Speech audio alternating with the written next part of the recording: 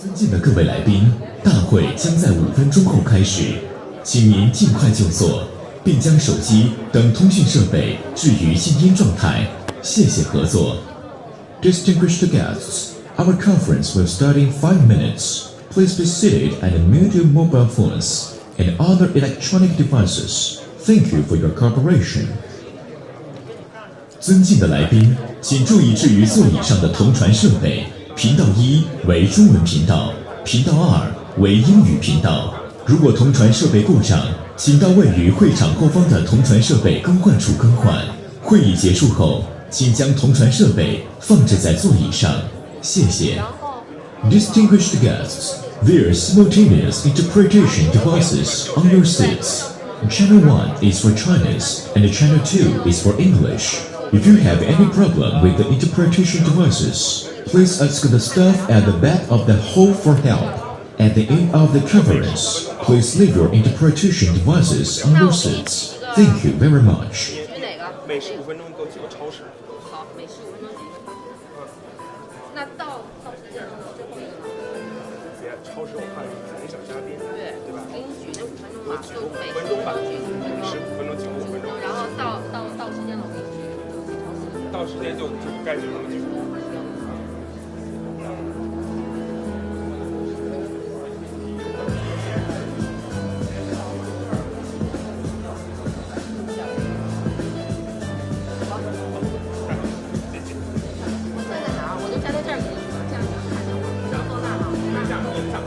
我就这样给你举，然后晃一下。对。罗老师来了。已经5分钟到已经说好了，跟那个邵老师约好了，然后呢我现在开始，然后讲话也是这样。我跟您说，现在每天然后都要进行一个回问，刚才您说的这个接的长长时间，然后接了一。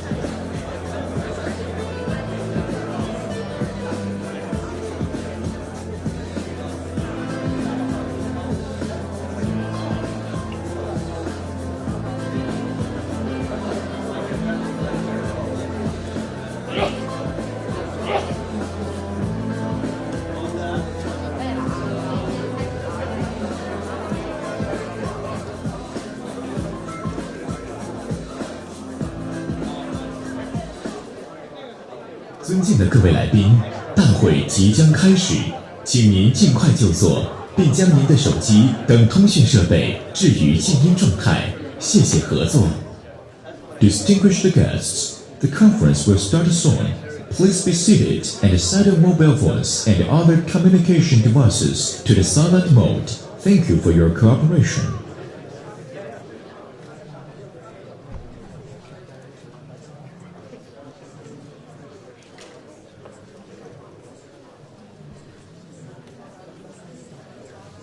有请主持人主持会议。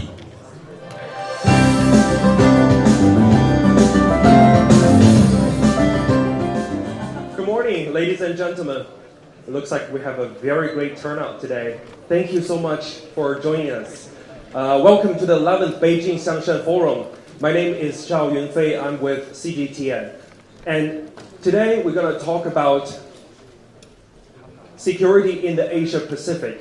This is a very unique time over here in the Beijing Xiangshan Forum because this is our first session of the first day, and then we want to take this opportunity of the very first morning to talk about regional affairs. And this morning we're expecting to talk about the regional affairs in the Asia Pacific, as well as the relationship between China and the US, as well as the security in Europe. And we begin with Asia security, the security in the Asia Pacific. As we all know, that the Asia Pacific are sharing a long-lasting stability and peace, as well as prosperity, due to the relationship between the neighbors in the continent. And today, of course, we're also going to talk about little twists, little concerns over the security issue we're facing close to China as well as in the Asia Pacific. So without further ado, let me introduce our distinguished guests. Now let's welcome our guests to come to the stage.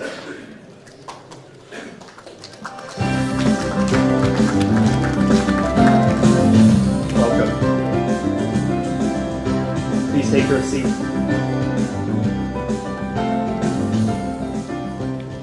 This morning we have Major General Nie Songlai, Research Fellow of the Institute of War Studies at PLA Academy of Military Sciences.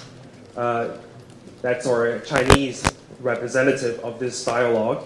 And then we also have Ambassador Yi Guski Angong Wasaka Puja, if I pronounced it right, Executive Director of ASEAN Institute for Peace and Reconciliation. And he's also the former permanent representative of Indonesia to the United Nations. Welcome, gentlemen, to our discussion. First of all, welcome to both of you. My first question to both of you guys is that what's your overall evaluation of the current security situation in the Asia Pacific? Let me start from you. 聂将军，因为亚洲是我们的，我们身处亚洲哈。您怎么看待我们现在的这个亚洲的安全局势？女士们、先生们，大家上午好。首先感谢各位参加今天的这个论坛，我们一起共同探讨亚太安全问题。我也要感谢主持人刚才的介绍，还有提出的问题。这是一个很好的问题啊。我们今天这个论坛的主题是叫共筑和平，共享未来啊！这个我想啊，就是为大家提供这么一个平台，让我们有机会一起分享我们对全球和地区问题的一些这个看法。为中国国家主席啊，习近平提出的我们叫世界之问啊，时代之问啊，贡献我们的一些各位的智慧。习主席的这个问题啊。核心就是两个，一个就是世界怎么了，第二个就是我们怎么办。第一个问题涉及到我们的一些认知啊，第二个问题呢涉及到我们的一些举措啊。那么刚才这个主持人讲到我们对亚太安全这个总的形势怎么看啊，特别是在当前的背景下怎么看？我觉得这实际上涉及到这个两个方面的内容，一方面的内容就是，我们怎么看这个大的这个时代背景？因为要了解亚太安全，必须了解我们所处的这个大的时代背景。这个亚太地区只是全球的这个一部分啊。第二个就是我们要看亚太的这个安全形势啊。那么全球的安全形势啊，我想这个大家都知道，全球这个战略格局啊。正在发生深刻的这个变化，我们中国经常讲啊，把它叫世界，叫百年之变，就是百年未有之大变局，这是中国国家主席这个习近平提出来的。习主席讲的这个百年变局的时候，讲了6个变化，一个是叫世界之变，一个叫时代之变，一个叫历史之变，这是总的这个3个大的变化。习主席在军事和这个安全领域还讲了这个3个这个变化，一个叫科技之变，一个叫这个战争之变，这个还有一讲了这个对手战争的对手对手之变。那么我理解习近平主席讲的这6个之变，大概体现了这么几个方面。第一个，我们知道我们这个大的这个全球和地区的格局在发生深刻的变化。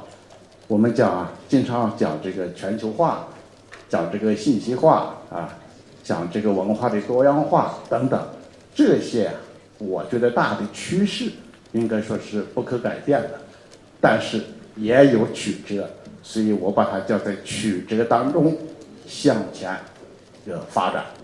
第二个，这个我们这个时代大的变化就是地区和全球的力量格局、力量的对比在发生这个深刻的这个变化。我们中国人有2句话一般来说一句话呢就叫这个东升西降的趋势没有改变第二句话来叫西强中弱的总体态势还没有改变这是第2个大的变化。第3个大的变化大家都是非常清楚我们的全球治理体系也在发生深刻的变化。为什么会发生深刻变化呢？就是我们面临很多的安全问题，这个安全问题需要我们建立更加公正合理的新的秩序，包括政治秩序、安全秩序经济秩序等等这是我们讲的第3个大的这个变化。第4个变化我们大家都清楚，就是科技发展也在发生新的变化。可以说这个现在信息技术还有人工智能这样一些技术的发展已经使我们人类对世界的认知不断的这个突破这个边界和底线同时这个科技的进步也给我们大家的日常生活带来了这个深刻的这个变化。我们香山论坛举办这么多年来以后大家这个所用的这个我们先进的这个电子设备已经发生了深刻的这个变化这就是其中的一个很重要的这个体现这是我讲第这个4个大的这个变化。那么这5个大的变化，我觉得国际的这种政治思潮也是发生了很大的这个变化。一方面有一些正面的像这个全球化是吧这样一些思想，同时也有一些思想像这个逆全球化的思想保护主义还有我们讲的这个是吧这个极端主义甚至一些民粹主义这样一些思潮我们也看到最后一个我觉得一个大的变化，我是军人，我是搞军事的，我觉得军事领域也发生了深刻的变化，特别是战争形态和战争的方式也在发生深刻的变化我们讲现代战争它这个应该说它的这个总体性，它的混合性在这个逐步的这个加强，它的这个信息化的特征已经非常明显了，智能化的特征也是越来越突出了。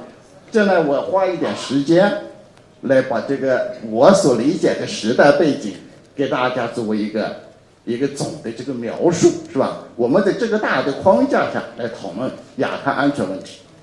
那么第2个问题呢，就是涉及到亚太安全怎么看？我个人认为应该全面客观辩证的来看这个形势。现在有2个倾向值得注意，一个就是吧一味的强调是吧这个地区的矛盾这个问题冲突是吧把形势看得过于悲观。另外一方面，我觉得我们也不要掩耳盗铃觉得是个天下太平了这个一切都好了这个我觉得也不是这么个情况，所以我们应该全面客观辩证的来看。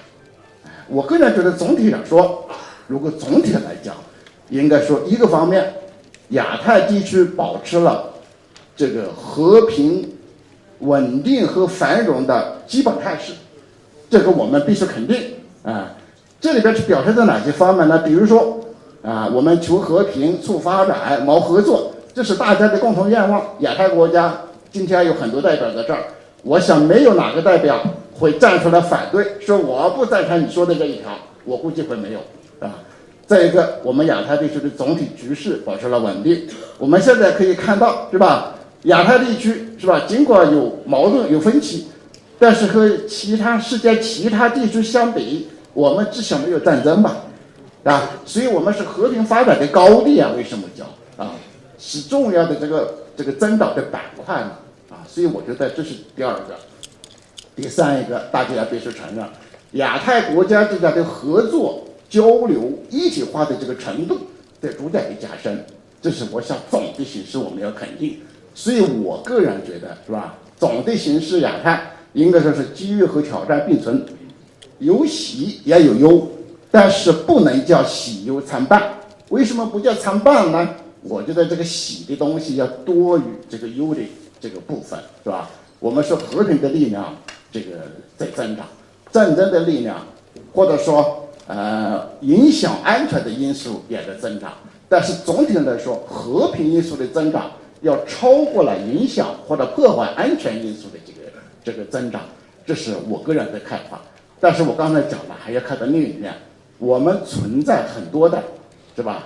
必须警惕的矛盾问题，这个我们不能回避。所以亚太安全有很多不稳定、不确定的因素。如果有机会、有时间，我们下面还可以继续来探讨这些问题。但是我想讲两条。第一条，我们香山论坛办这个论坛的目的，不是来对抗的，不是来这个来唱对台戏的，我们是来唱来大家一起为了促和平、谋发展、促合作来的。所以我不想尽可能，我想咱们不要挑起一些矛盾和问题，是吧？这是第一个想法。第二个想法，我觉得为什么这么说？中国现在大家都看到中国的和平发展了，那么对中国和平发展有两种看法，一种认为是危险，我想大家也应该承认，有的国家确实是这么看的，但是我想大部分人认为中国的发展是机遇。所以我个人觉得中国的和平发展应该说是影响世界格局变化的一个重要的或者说最重要的变量之一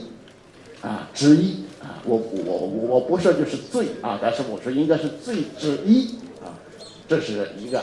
所以呢，就是说中国的和平发展是吧，是维护亚太地区和平稳定的一个重要的这个砝码。习主席讲过，说中国的这个和平发展，中国的力量每增长一分，那么世界和地区和平的希望就多一分。所以今天我们这个会叫共筑和平，共享未来。我为什么对这个充满信心呢？就是我有这个底气，就是中国的和平发展是维护亚太安全的重要因素，甚至可以说是应对亚太不确定性的最大确定性因素。我先花点时间给大家讲一讲我对总体形势的看法。谢谢大家。It's a great remark. Thank you so much. Major General Nia just set up a framework, and he mentioned a lot of the times about the trend of the times, and he also mentioned about the 6 major changes. Ambassador Puja, I want to get your insights on the overall situation in Asia. Thank you, Anpei. I'm so thrilled with the big and huge audience today in this room. And thank you so much for this opportunity. What I see, and I think General already mentions about, look at the situations, not as a half. I do agree that we look at the situation now in the Asia Pacific. It's not about the half empty or half full glass of water. But for us, it's actually how, not to debating those half empty or half full of the glass of the water, but how to find solutions, joint solutions together. Well, when I look at the current situation, of course, this is we are in the Asia and the Pacific is in the critical juncture. Of course, we look at the situations in this disruptive world now. Even we do not have predictions how our world will be in the future and how the future will be. Of course, the problems that we are having now in the Asia and the Pacific is a litmus test for our regions, but also for the international community. So that's why, of course, we are focusing more on how to find solutions. Because in our situations now, we are not only facing problems in which countries has conflicts with other countries, but also with regard to what is called the non-traditional security issues. So you can find so many non-traditional security threats that we are facing now: climate change, technology, the artificial intelligence, migrations, terrorism, etc. So that's also we need to focus with, in which those actually provides opportunity for member states in the Asia and the Pacific to work together to face these challenges, new challenges of the non-traditional security issues. The question is, with the current situation, whether we want to maintain the spirit of partnership in which we actually in the past, we enjoyed so much, which contributed actually to some extent peace in our regions, or we let the rivalry and conflicts and also competitions of major powers will be dragged on, and then this will deprive us from what we enjoyed in the past with regard to the peace. Well, of course, the leadership of China is mentioning about the 4 deficits: deficit of trust, deficits of peace, deficit of economics, and the deficit of development. And we are also recognizing another deficit in which the effectiveness mechanisms, a deficit in which the global multilateral institutions cannot actually solve particular conflicts even in our regions. So those we need to bridge, and those we need to actually settle those 4 deficits. And how, in particular, in this respect, especially from this forum, we can contribute the solutions. Then the deficit of trust and the deficit of peace and the shrinking of peace space can be overcome. Well, of course, the challenges in the future, whether we can create a new regional security architecture in this respect. But a lot of discussion on this, of course, especially in the Asia Pacific. And I think colleagues from this in this room already follow what the developments in our regions with regard to so many new mechanisms in our regions. The question is whether those mechanisms will contribute the peace that we enjoyed in the past, the region, or even this might be provoking another action and reactions in the future. So I believe in this juncture, so we need a strong, united global leadership. I believe we can find those solutions, and also to strengthen multilateral mechanism. So I believe, and conclude my remarks in this respect, that we need to reaffirm the principles of common security and common prosperity for our region. Thank you. Ambassador Puja, I want to make a comment, a follow up with your question. You probably want to. 因为刚才大使先生讲了这个他的一些这个看法，我很认同啊。这个大使先生讲到是吧？这个我们应该找到解决这些安全问题的这个办法是吧？特别是一些非传统安全的一些个办法，因为这个大使先生也讲到中国的一些主张是吧？中国的这些解决安全问题上和全球问题上，我们说是真正的多边主义是吧？还有开放的这个地区主义是吧？多边主义和地区主义有的问题要靠多边方式来解决，有一些问题它是需要双边的，或者是这个地区层面来解决，这个我都很这个认同啊。因为先生也提到是吧？我们也需要建立伙伴关系，特别是也有人发挥这个领导作用。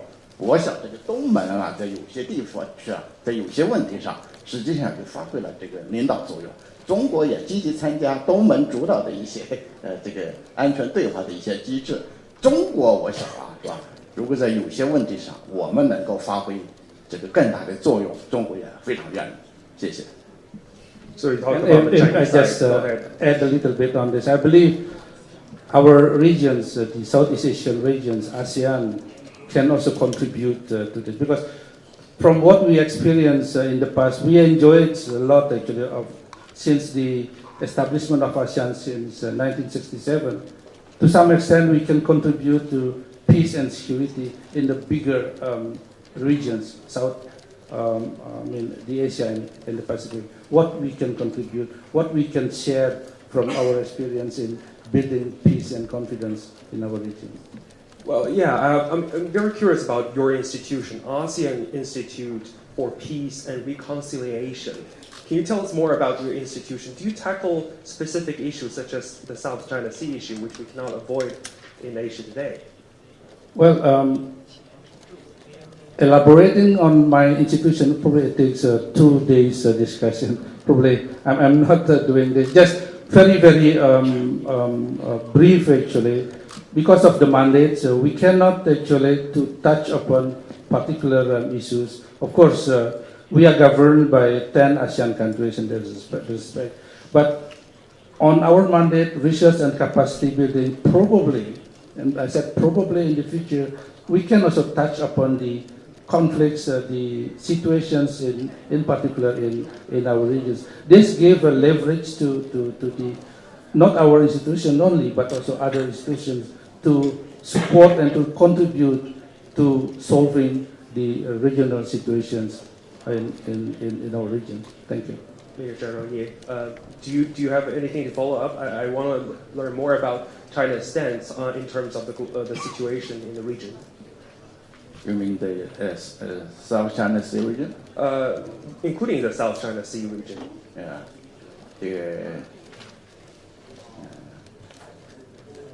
南海问题是亚太地区一个非常敏感的这个问题，南海地区也是一个非常这个敏感的地区这个现在应该说南海地区应该说是保持了总体的这个稳定，是吧？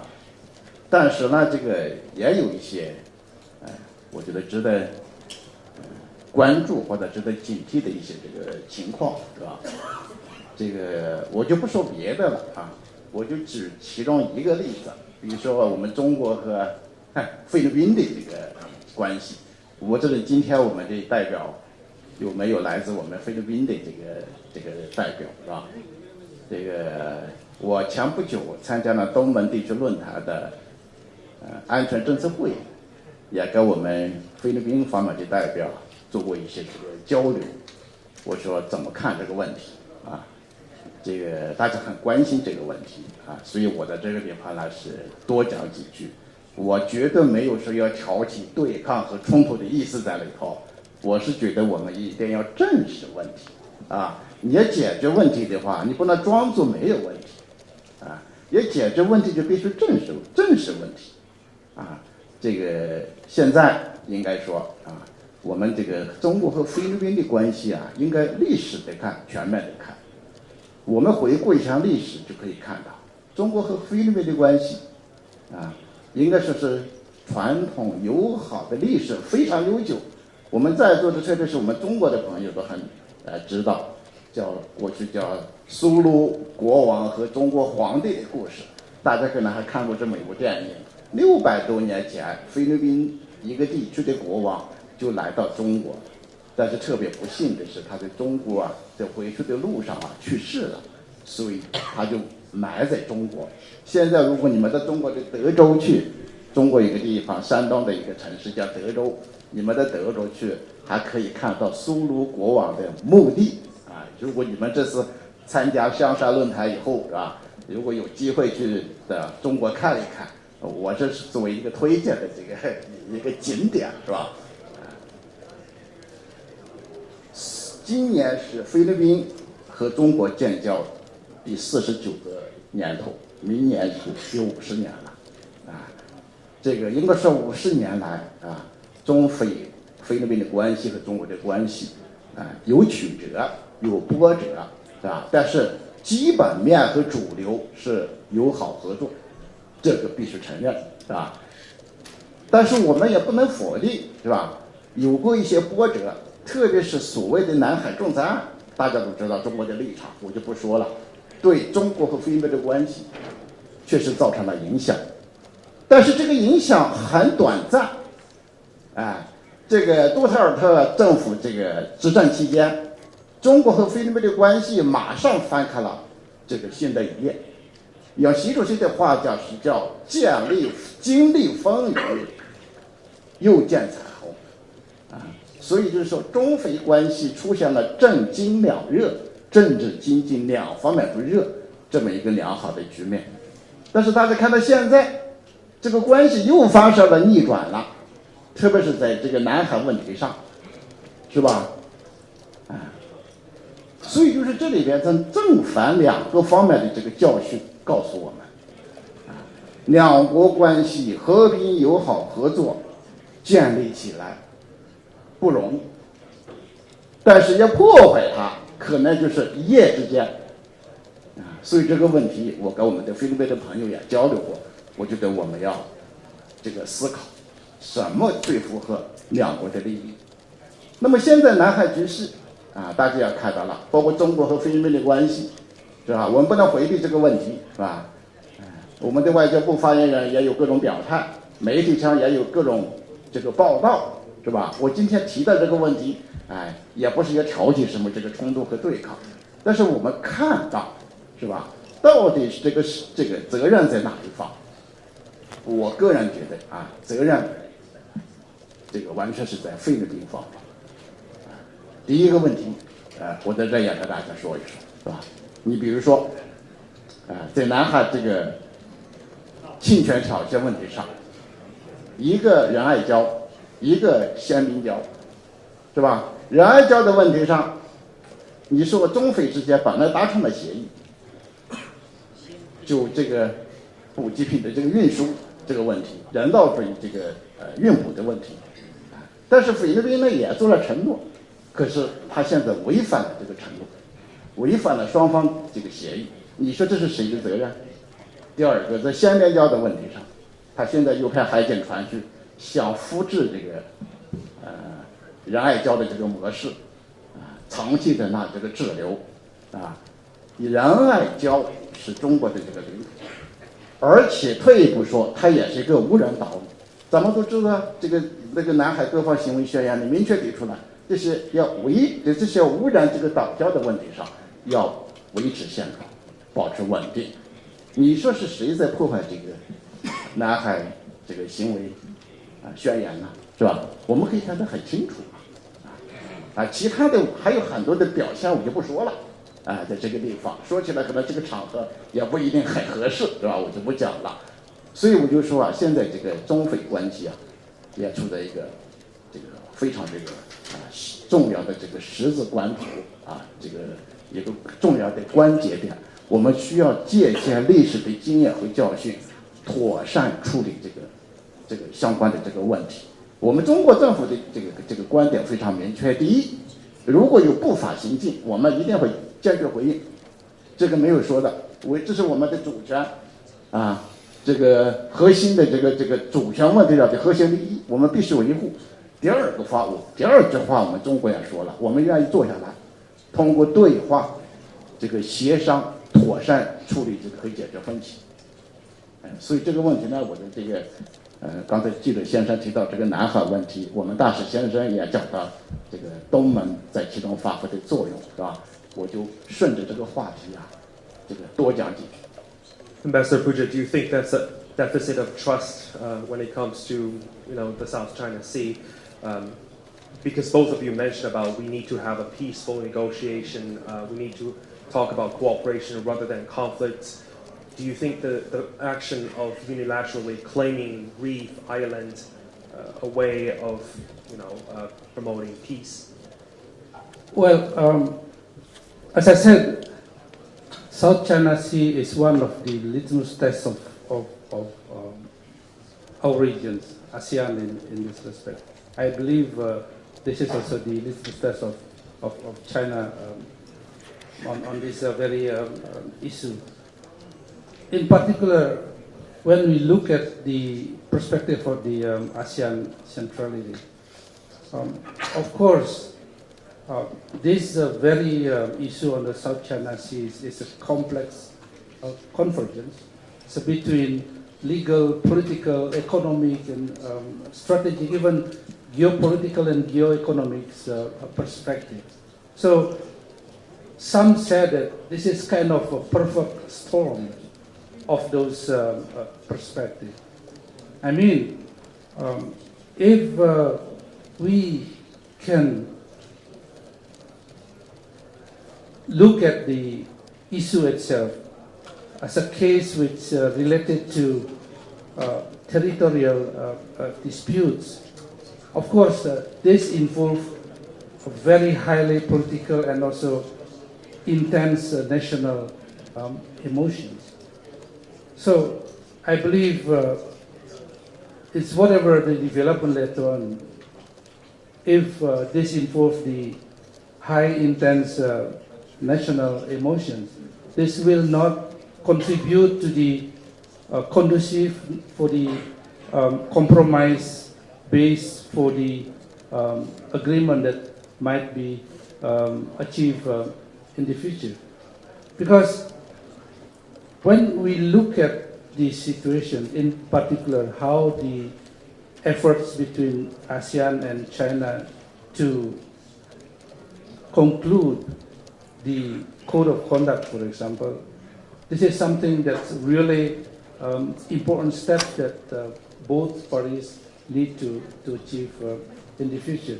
Because if we cannot solve this issue, this will bring probably attention and intentions of other major powers to also look at this, because this is like a magnet drawing attentions of powers beyond the regions. Secondly, if you look at back on the process of the declarations of conduct on the South China Sea back to the year 2002, now we have 2024. It has been more than 20 years now of the declaration of conduct. But can we see any progress on the ground in this respect after 20 years, more than 20 years of the declaration of conduct? Of course, on the negotiation table, there was a somewhat progress, first on the establishment of the guidelines and also the establishment of another agreements prior to the COC itself. But I believe code of conduct should be expressing the rules of the roads and what actually ASEAN and China want to to achieve in the future. I know this is not something easy to achieve. There was back and forth efforts because of the such situations on the ground which not actually conducive to the conclusions of the code of conduct. So in this respect, I still believe in good faith, in the negotiations. But if we still, prior to the conclusion of the COC, but if the spirit of the DOC on self-restraints, I think this is something that we can support and we can contribute to maintain peace and stability in our regions. Thank you. I want to shift to another new topic because Ambassador Puja just mentioned about ASEAN centrality, the spirit of when it comes to disputes, all the relevant countries work together without the foreign interference. We have to talk about foreign interference when it comes to Asia Pacific. Major General Nia, what do you think of the current presence of NATO as well as AUKUS in the Asia Pacific?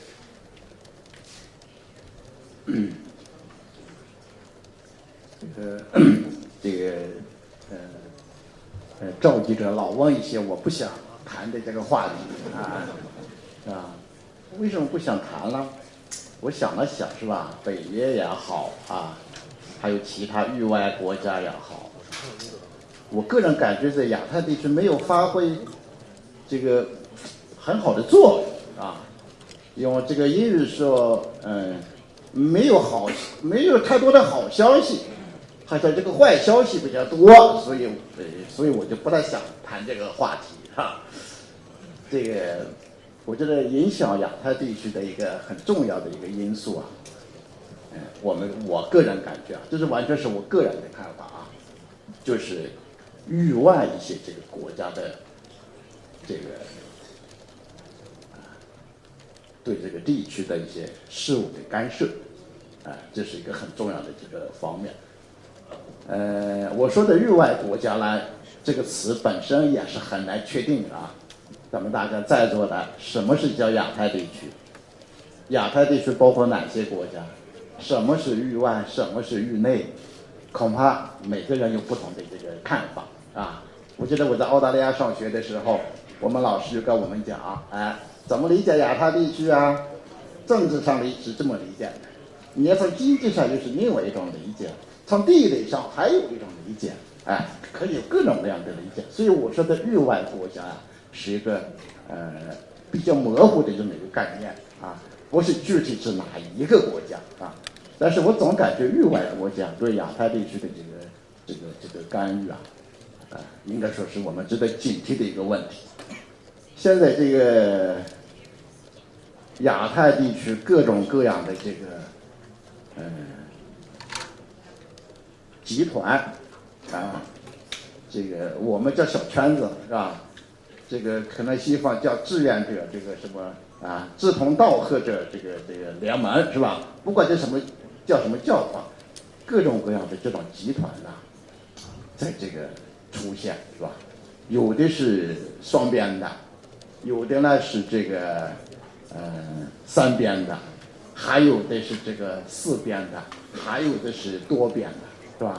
有的呢是这个性质呢是军事同盟的这个性质，是吧？有的性质呢可能是一种，是吧？主要是一种政治安全方面的这种这个关系比较松散的这种关系，不是同盟，是吧？这个有的呢是就某一个具体议题，比如说情报分享，是吧？就这一些议题组建的一些这个集团，是吧？这个，所以就在中国有很多这个说法，是吧？叫这个包括北约，是吧？在在亚洲搞一些类似北约的这样一些这个小北约这样一些这个集团，是吧？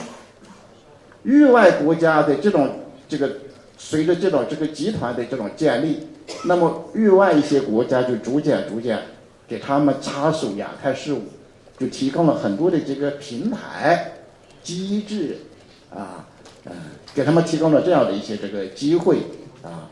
现在这个很多的这个域外国家，包括有的是不远千里的国家，是吧？也派那么一艘船，是吧？2艘船的，时不时的到亚太地区来这个转一圈，说是亚太什么安全也是他们的关切，也是他们的安全关切，也和他们的安全息息相关我想呢，就是这样一些这个行为对亚太地区的这个安全只会有破坏性的这个影响。他们来的目的实际上这个不是为了友好合作，而是为了这种有时候某种意义上像是一种带有这个把自己的意志强加于人的这种强权政治的含义在里头，是吧？打造这个集团的目的是为了进行这个实施这种强权的这个政治，把自己的意志强加于亚太地区，或者把自己的意志强加给中国他们的这个目的是这个。我在这里边的危害这个我们不能小看。我随便举几个危害。第一，会不会削弱这个地区的战略互信？因为亚太地区很大，是吧？国家也很多，发展水平、这个经济和社会制度、意识形态还有历史文化都不相同。本来亚太国家之间，它的这个战略互信就不是很足。那么你外面的人一搅和，是吧？一煽动，很有可能这个战略互信就更加这个弱化。这是我举个例子。再比如说，那会不会挑起这个冲突升温？你到南海来，或者是到台海去，或者是到其他地区去，这地方本来就是一些地区热点问题那么这么外来势力一干预，这个热点就有可能升温。本来热点可以管控好，但是受到外部实力的这个煽动、纵容和干涉以后，那么地区局势就有可能升级为危机甚至有可能是冲突甚至我觉得在某些特殊情况下都不能排除说战争的可能性，对吧？所以就是这是一个很大的危害。再比如说，我再举个这个它的一个这个影响，是吧？你说军备竞争，我用竞争这个词儿还是比较缓和的，应该甚至某种意义上讲，还对军备竞赛，对吧？这个担忧。现在大家都知道，亚太地区很多国家都在提高国防预算呢。你们查一查今年的国防预算，有的都是超历史记录对吧？逐年的这个增长武器向其他地区购买武器发展有的是在部署这个什么军事力量加强这个基础亚太的这个基础这个建设包括基地的建设部署这个加强这个力量的这个部署加强能力的这个发展你说这能不能叫军备竞赛？我不敢说，但是军事竞争是肯定在这个加速，是吧？这些影响，我是说，是吧？我们不能这个低估，不能这个小看，是吧？当然我们还有很多别的问题，比如说会不会加重我们亚太地区本来就有的，是吧？一些这个非传统安全问题，由于外来势力的干涉。是吧？本来好多传统问题这个应该说可以得到控制，可以得到管控，但是你想这个什么恐怖主义是吧？还有一些这个像这个网络跨国犯罪等等还有这个这样一些非传统的安全威胁，是吧？它也会随着外来势力的干预进一步这个加重和这个加剧。我简单的举这么一些这个例子跟大家这个说一说，对它的亚太地区安全的影响，我觉得不能这个低估，是吧？可能我说这个话，有的人又不太爱听，是吧？但是这个记者先生给我提出了这个问题，是吧？我就讲一讲。Well, there's certainly a lot of questions we should address on. I want to ask one last question to both of the two guests. Starting from you, Ambassador Puja. We talked about several disputes. We also talked about prosperity and peaceful development in Asia Pacific. When it comes to dialogue and negotiation as well as future peace negotiations, what kind of spirit should we uphold? Well, I think it's very much also related to your previous questions to the generals. I mean, and I'm also trying to repeat what I mentioned in the beginning of my remarks. Whether we would like to have confirmations from all the member states in this respect to continue strengthening the spirit of partnership among the member states, or we will allow the rivalry, the competitions of major powers in our regions. In this respect, what I would like to underline actually, because at this juncture, we're still experiencing of lacking of trust. The trust deficit is still there, you like it or not. So in this respect, why this current of circumstances occur, whether you think what this situation will contribute to the peace and stability in the regions, or on the other side of the coin, or provoking another kind of competition, and in this respect, whether this effort is to increase the leverage vis-a-vis others. Of course, what we actually wish to, again, to witness is everybody should restrain themselves. In this current of situations, in this current of uncertainty, which I believe will create not only misperceptions, but also miscalculations. That's what very much we are concerned. Sure. So reduce the tensions, and I believe improve the CBM. CBM is not about continental ballistic missiles, but confidence building measures in this respect. Thank you very much. We're running out of time. Major General Nie, one last comment. What's your take on the China stance when it comes to security in Asia Pacific? 很快。好，三句话吧。第一句话呢，我觉得这个中国的亚太安这个自己啊，坚定走和平发展的道路啊，我们要成为亚太这个安全力量的这个坚定的是吧？亚太安全的坚定的这个维护者啊，这是我们要把自己的事情做好。这个刚才大石先生提到是吧？也有人在维护亚太安全当中发挥啊这个领导作用。我们中国，我们不应该叫领导作用是吧？我想我们中国是我们要发挥这个表率作用啊，发挥这个示范作用，这是我想的一个。第二一个，中国人要有自己的这个要坚持共同合作、综合、可持续的安全观。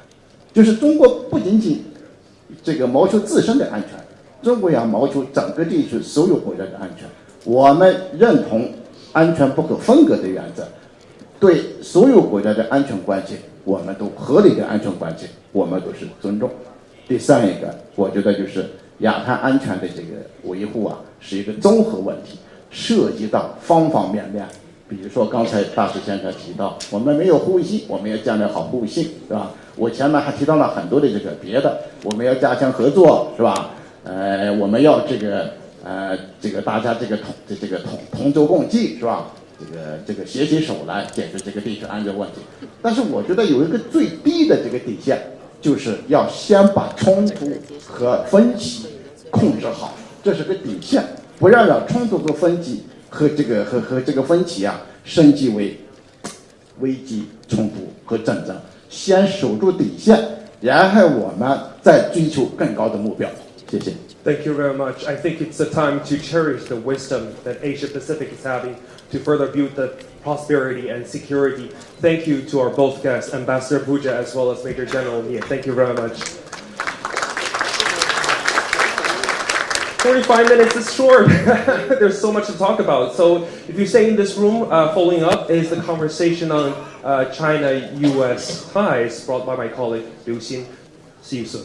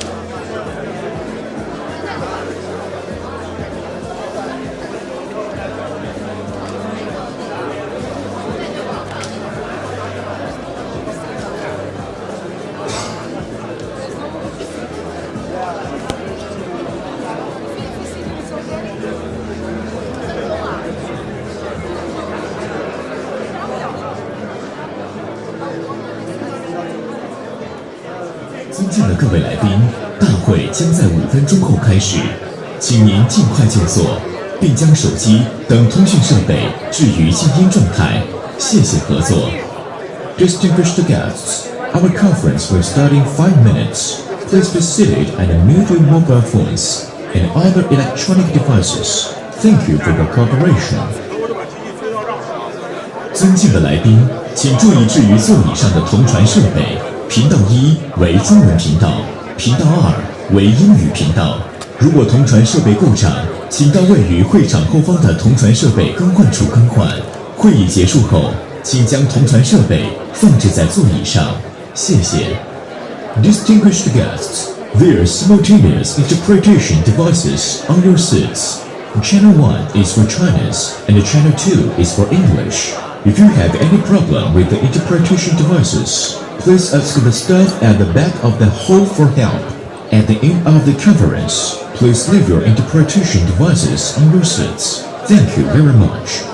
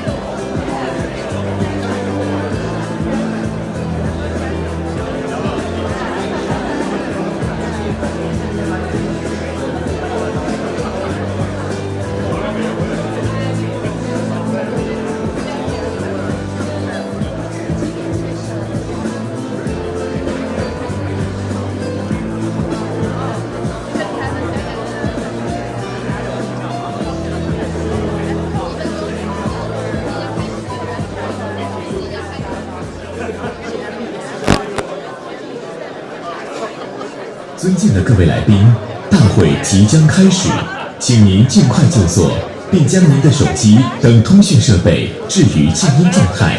谢谢合作。Distinguished guests, the conference will start soon. Please be seated and set your mobile phones and other communication devices to the silent mode. Thank you for your cooperation.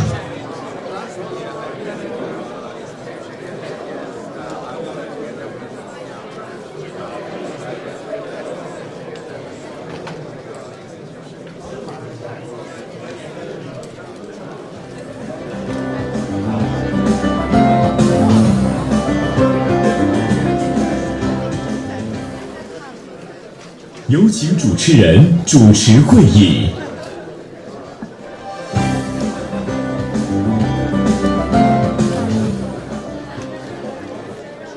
Well, good morning, ladies and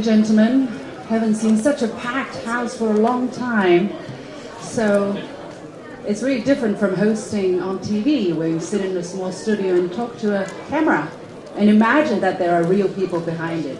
And today we see a lot of real people, so it's very different. There's a vibe in the room. And Professor Anthony, welcome to the. Professor Anthony is looking for a seat. Can someone help him? Good to see you. It's great to see you. So I just want to make sure that we're all seated as soon as possible.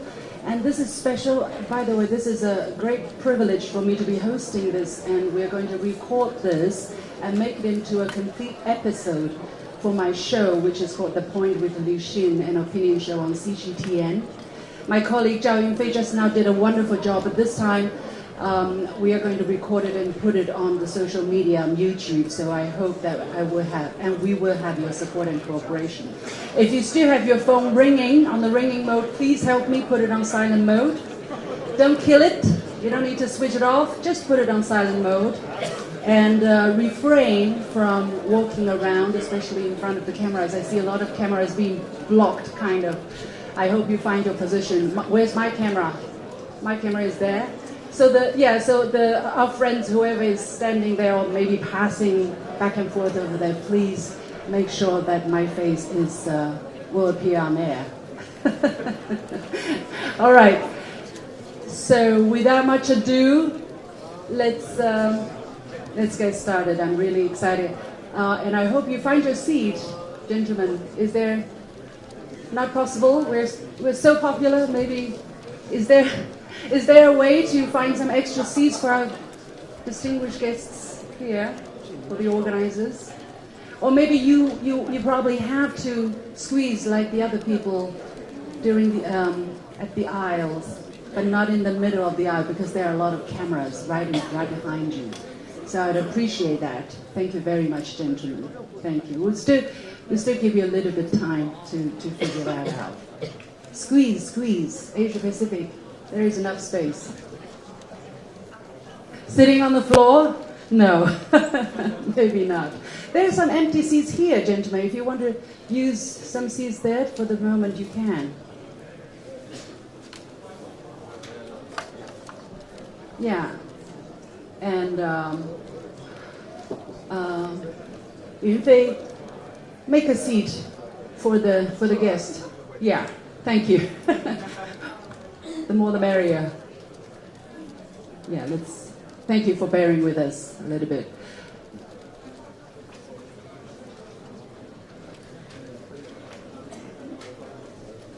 Are we all set? You still see a couple of more. Okay, one more there. Gentlemen.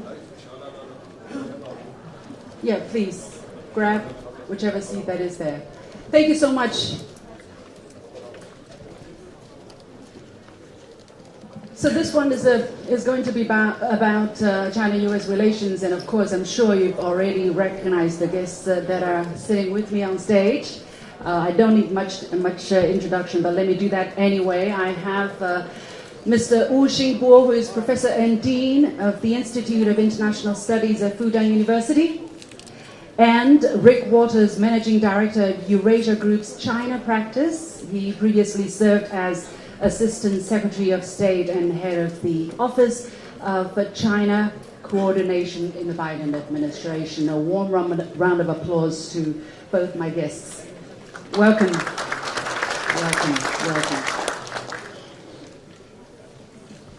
And I'm going to start the recording now, and I'll do a leading, and then we go into the program. Leaders from global military and defense departments, heads of international organizations, and renowned experts are gathering in Beijing for the 11th Beijing Xiangshan Forum. With discussions centered around global security and defense, the evolving nature of China-U.S. relations is a key focus. During a meeting with U.S. National Security Advisor Jake Sullivan in August, Chinese President Xi Jinping said the two countries need to first and foremost find a good answer to the overarching question, are China and the United States rivals or partners? Clearly, the answer from China is partners, but the US seems to have made up its mind that China is a rival. Without a consensus, where is this relationship heading? What can be done to make sure that things don't spiral out of control?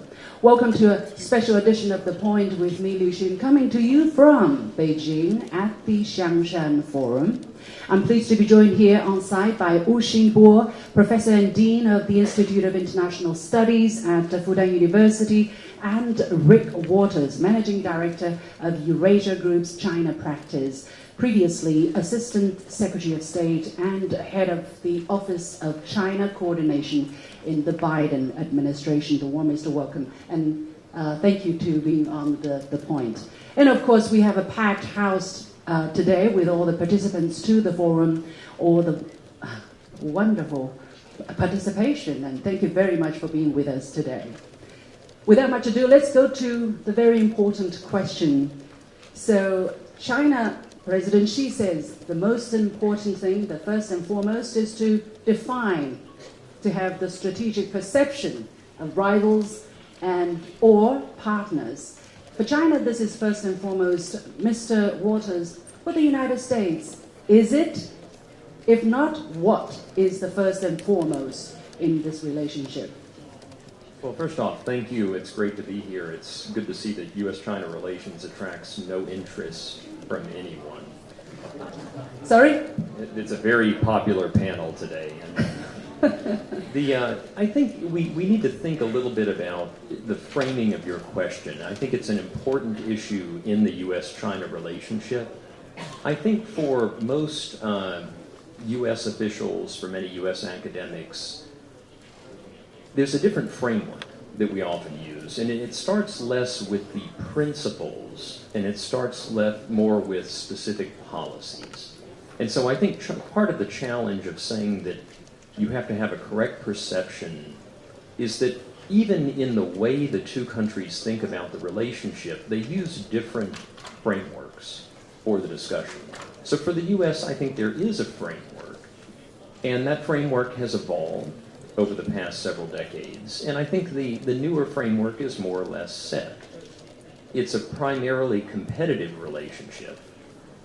But I think we have to keep in perspective what that means. Competition is not always zero-sum.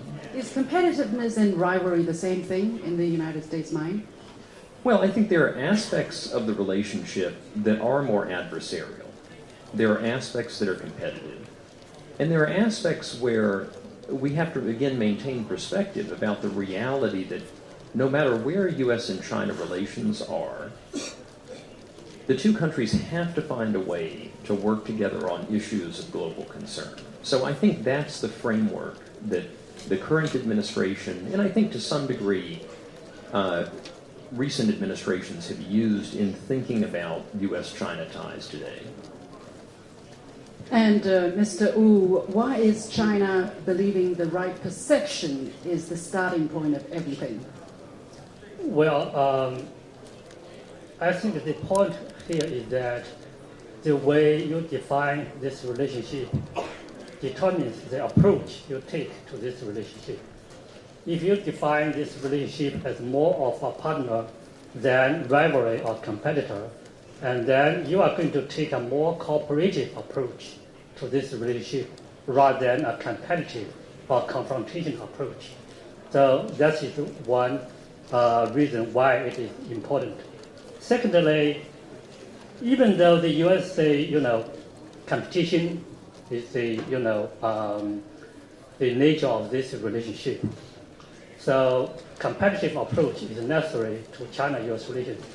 But from a Chinese perspective, competition is just a useful, let me put it this way, useful reason for containment and suppression. So when the U.S. uses the word compete, it goes far beyond that. If you look at the U.S. trade war, tech war, the U.S. sanctions on thousands of Chinese entities, look at the U.S. military activities around China. That's far more than competition. So why? Because I think for the U.S. policy elite, the definition of China is more than a competitor, a rival. Sometimes it's an adversary and even enemy. So that's a problem. That is why perception matters a lot. That certainly is China's perception, and Mr. Waters, does Washington understand the Chinese perception that we just don't see how you can say a lot of things like don't seek to contain China, don't seek, to provoke, support our independence, for instance, and you're doing a whole host of things which will reinforce China's perception that this is precisely what you're seeking. Well, I think that Washington officials, scholars who come and go, do have a fairly clear understanding of the Chinese view of these issues. But I think that's why I get back to the difference between viewing issues through the prism of perception and through specific policies. Because when you look at issues, for example, in this region, the U.S. and China have had a long-standing difference over the Taiwan issue, and yet the existing frameworks, as unsatisfying as they are, have actually, if we look at them objectively, given us 5 decades of an unhappy peace and stability. And so sometimes the reality is that these issues have to be managed in terms of looking at the specific policy actions and their implications, not just perception alone. I understand. I think there is a big cultural and even civilizational difference here. And Mr. Waters, you speak Chinese very well. I'm sure you understand. For the Chinese, we say 家和万事兴, 和气生财. The atmosphere is like the water that's carrying everything. When the atmosphere is good, then everybody rises. But when the atmosphere is not right, then you cannot tackle the single issues and still hope this relationship to be long-term and sustainable. And I think that's what China is saying. But the United States seem not to agree to look at things this way. And you want to tackle specific issues, right? Well, you probably have to do a bit of both, but I think my rusty Chinese, if I remember correctly, there's a saying, 听其言, 观其行. You know the sorry. The Chinese are saying this about the United States. I also know English phrasing is talk the talk and walk the walk, right? I know President Biden has repeatedly reassured President Xi that the U.S. has no intention to support Taiwan independence, no intention to suppress China's development, blah, blah, blah, blah, blah. But if you look at the U.S. policy, it's quite a different story. So you talk the talk, but you walk a different walk. That's the problem. You want to react? Well, we can spend a lot of time on the Taiwan question. Professor Wu and I have had good discussions over the years. But look, let's talk about that for a second. I think that from the U.S. perspective, the policy towards the Taiwan issue is rooted in several foundational documents, the 3 joint communiques, the 1982 Taiwan Relations Act, and a series of assurances between the U.S. and Taiwan, as well as classified documents that were more recently declassified. And if you look at this as a body of policy, that framework has not changed. But what has changed in recent years, perhaps, is the evolution of politics on the island. What has changed in recent years are different perceptions between Beijing and Taipei. And I think between the 3 capitals, Beijing, Taipei, and Washington, what tends to happen on this issue is when they are acting completely at odds with each other, things can become unstable. But the core U.S. interest here, which is enshrined in all of those documents and legislation, is ultimately peace and stability. It is not to use Taiwan as an instrument of leverage in strategic competition. And this is why I think, President Biden has been very clear in his meetings that the U.S. does not support Taiwan independence, and that this is not a chip, a bargaining chip. The last thing I will say, though, is that in any government, you have inherent tensions between different aspects of your policy. And since the 1970s, the U.S. has also had an unofficial relationship with Taiwan that's a very robust one. the bilateral trading relationship alone is bigger than U.S. trade with India. So we have to keep in mind that there will be a very robust relationship between the U.S. and Taiwan that operates largely independent of the questions of U.S. cross-strait policy. Well, I think the most important and foundational understanding between China and U.S. on the Taiwan issue is the 3 communiques between our 2 countries. That's the Shanghai Communique, Normalization Communique, and August 17 Communique of 1982. And all the 3 documents stipulate that 2 things are important in this understanding.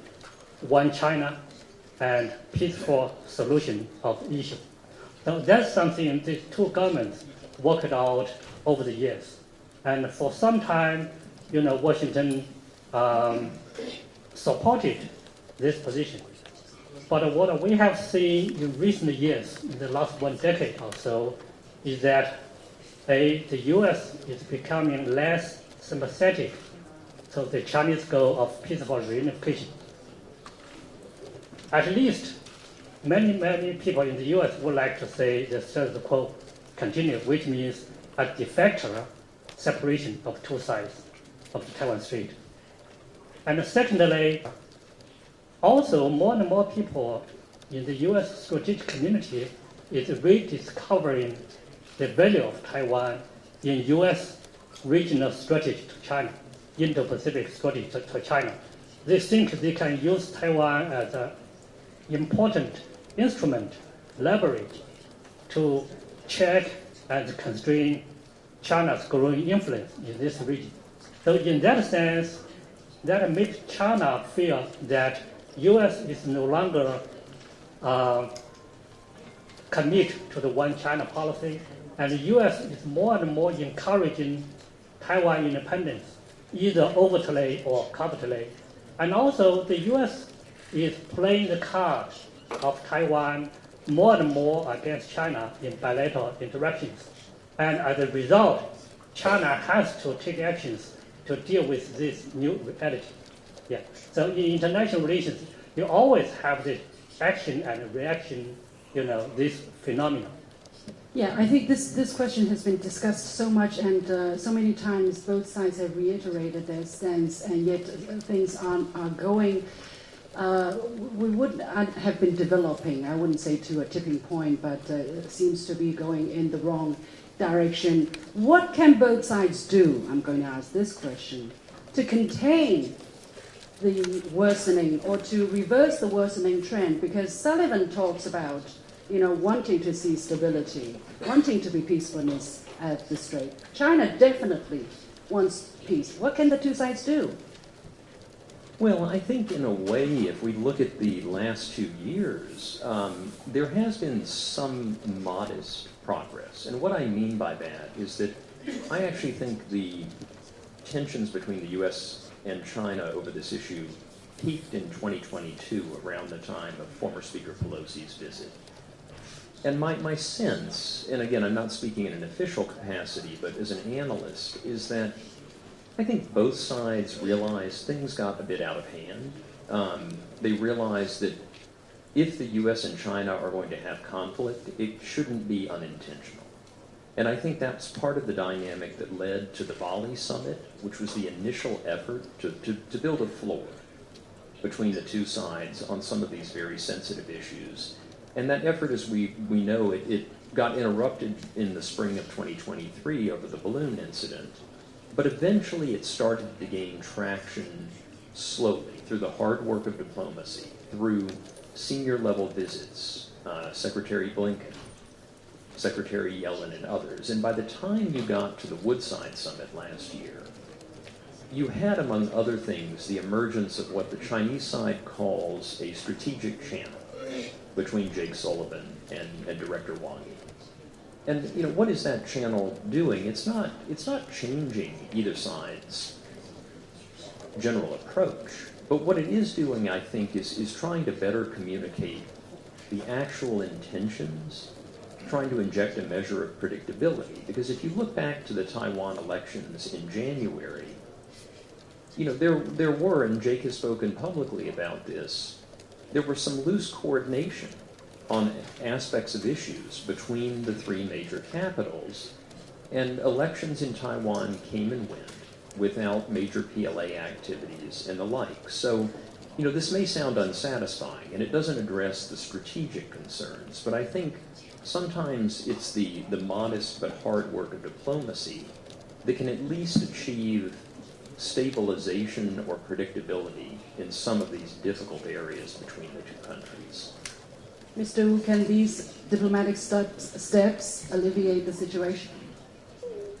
Well, they are helpful, but I think there's something more than that that should be done.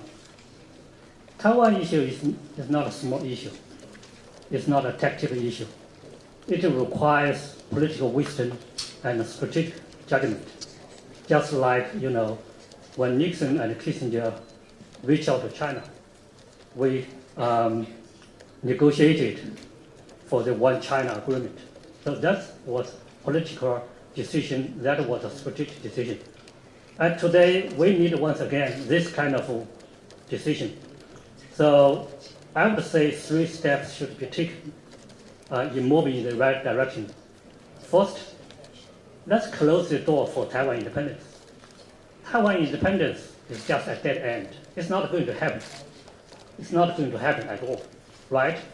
So if it tries, it's going to be disastrous for all sides. So foreclose the option for Taiwan independence. Second step is that how all the sides, Beijing, Washington, and even Taipei, can work to create an environment that's favorable to the ultimate peaceful reunification. So that's something actually in the 1980s, I think the 3 sides thought about this very seriously for a while. Today, we should come back to this trajectory. Okay, how we can facilitate the process of peaceful reunification. The third step is that finally, it takes the 2 sides of Taiwan Strait to sit down for negotiations. Okay, and U.S. is not going to be at the negotiating table. But of course, the U.S. is very important in shaping an environment that's conducive to the ultimate peaceful reunification. So I think we need this kind of political and strategic decision, and then we can reverse the current negative trend in the Taiwan Strait. What worries me most at the moment is that all the 3 sides today are making preparation for the worst case scenario. That's very dangerous. So how can we, reverse this negative momentum and try to once again put this issue on the right track? That's a challenge for us. I guess that's why the presence of Mr. Waters is particularly important here, because you are showing that there are people in the United States who care about this relationship, who want to be in China and talk to us and explain, help us understand exactly what's on the mind of the U.S. Policymakers. I do want to mention this because just a couple of days ago, when the U.S. lawmakers came back from their summer holidays, they celebrated the China Week. And I mean it in a sarcastic way, of course. I'm sure you've read the news. At least 21 to 22 bills directly targeting China were tabled and passed, I believe, at the House of Representatives. A busy week, yeah, and very productive week for U.S. lawmakers. A crazy week, okay. Busy, crazy. Of course, not very happy on the Chinese end.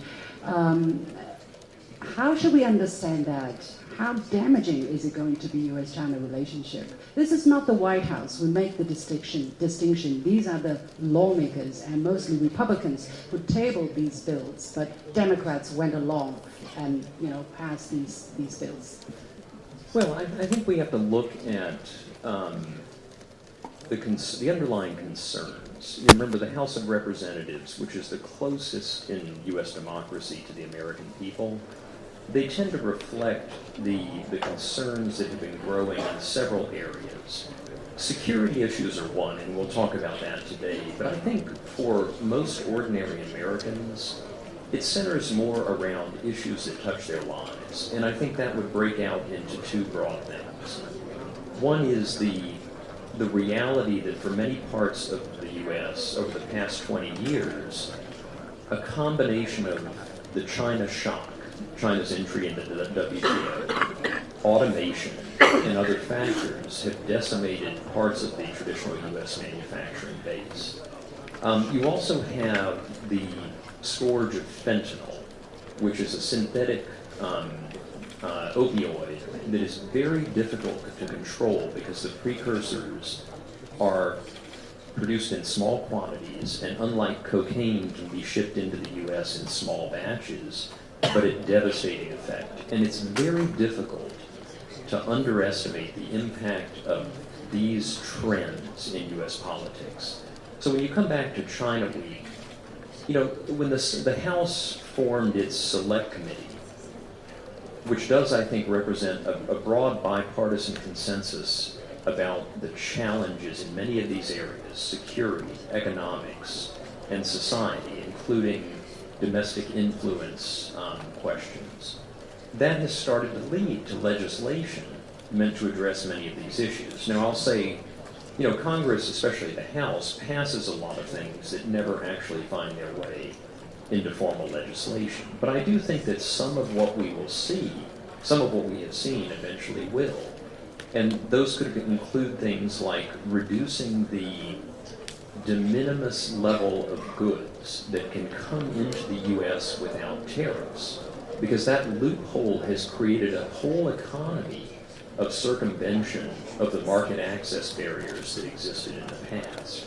I think you're going to see more adjustments of technology controls that reflect national security concerns, particularly in areas such as biotech. So I do think more is coming, but I think that is still different in my view from a decoupling, because today as we sit here, the U.S. and China still have a $575 billion bilateral trading relationship. It will shrink, but it won't disappear. So you were talking about, you know, the bill supposedly reflecting the aspirations of the constituencies of the voters, but some of these bills are like drones, you know, biotechnology. What are the average American girls and pals? How much are they affected by high-end Chinese drones? And that's why China is not very happy about it, first of all. And secondly, do these lawmakers really believe in the security threats these technologies may pose? Well, I think many of them do, but I think we have to be objective about this. I mean, so do many people here. The fundamental concerns about data security are present in both countries. I mean, in some ways, I think the data security regimes developed more quickly in China than they did in the U.S. And so, you know, I think that does matter to ordinary Americans in the sense that debates about TikTok and the algorithm, debates about privacy, U.S. presidential candidates are using TikTok. Certainly they're not concerned about data security there. Well, I mean, I'm not saying that the policy is entirely coherent. I mean, part of the beauty and the messiness of democracy is that you will go through these debates about how do you balance questions of security with openness, with First Amendment rights to free speech. And there are no easy answers, which is why I think a lot of these bills will emerge. They may be voted on, but they may never pass into law.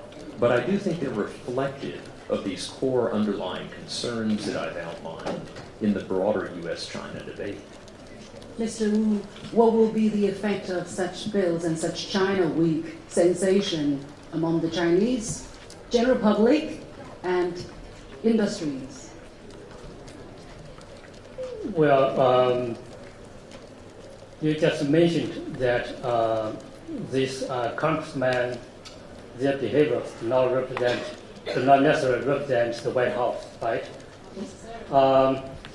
Well, I think you are trying to make a distinction without much difference, in my opinion. Because Congress, they are not necessarily self-mobilized on China. Of course, senators, congressmen, they have their own political agenda.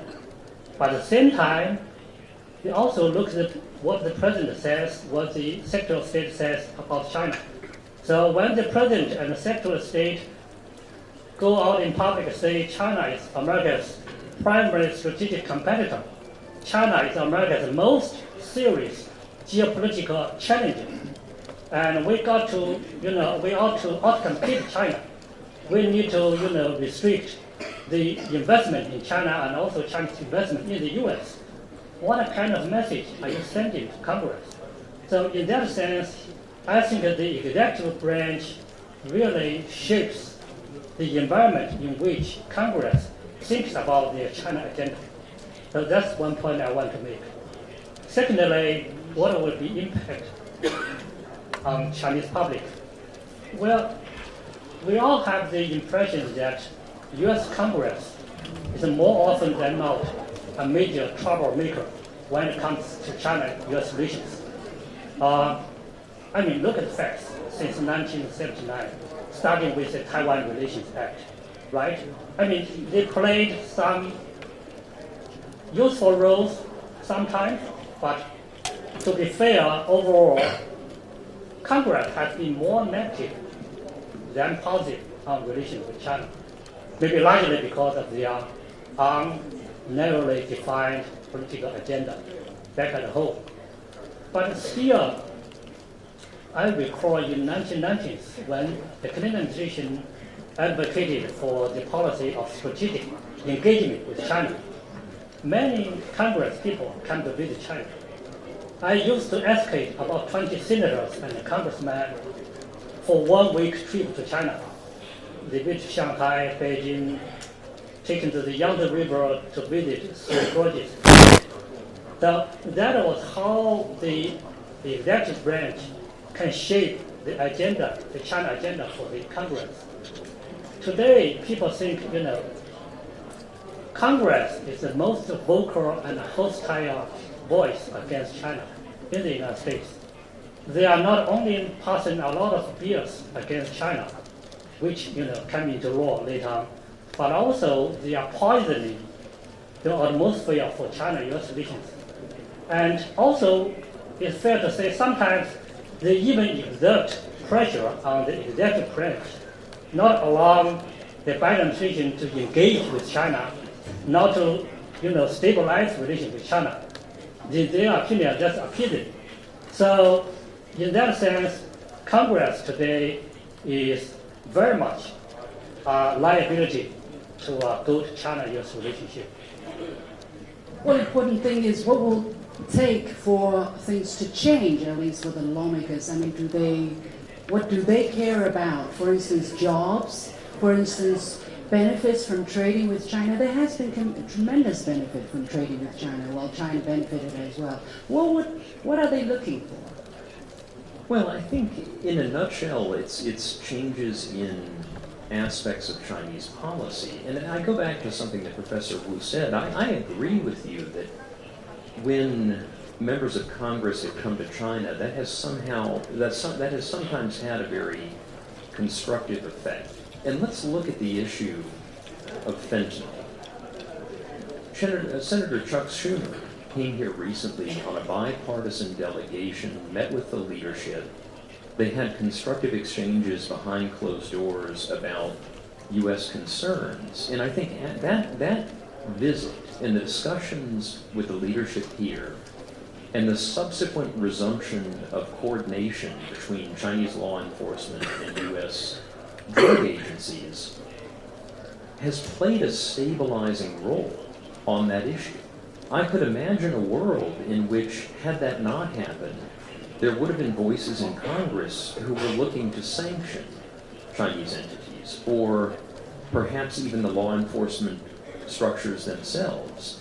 And yet we ended up with a very different outcome. And so I think it goes back to this question of, yes, the perceptions are important. And I'm here partly because I think it's important for all of us to listen to these concerns about perceptions. But ultimately, I think what members of Congress are looking for is changes in specific policy. China has made it very clear and repeatedly its position, its consistent position. And I'm going to quote President Xi of what he said to Mr. Sullivan during his meeting in August 29th. And if you check the Ministry of Foreign Affairs website of this particular report, you'll find it very interesting, the picture that's put there. You don't see that picture very often. President Xi's smiling, and Jake Sullivan is pulling a very, I would say, neutral face. You know, that picture says a lot, I think, about what China wants to send to the world through this picture and through this meeting. And in that meeting, President Xi reiterated 4 points that are unchanged in China's U.S. policy. Number 1, China's commitment to the goal of a stable, healthy, sustainable relationship. Number 2, the principle of handling this relationship based on mutual respect, peaceful coexistence, and win-win cooperation. Number 3, its position on firmly safeguarding the country's sovereignty, security, and development interests. Number 4, its efforts to carry forward the traditional friendship between the peoples of the two countries. So what does President Xi want to tell the American people and the world by highlighting the 4 unchanged?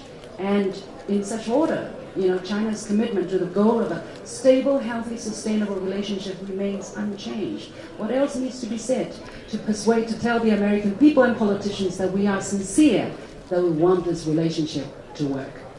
Well, I don't think that the current administration has ever doubted President Xi's sincerity. In fact, I think for President Biden, who is the American who has spent more time with him than anyone else, they got to know each other when they were vice presidents. They spent time together in parts of the country just to know each other as people. I don't have any doubt about that. I think I'll leave it to Chinese officials to characterize what the intent of those messages is, but I did want to capture one important point that we haven't talked about yet. There are very consequential policy differences between the two sides.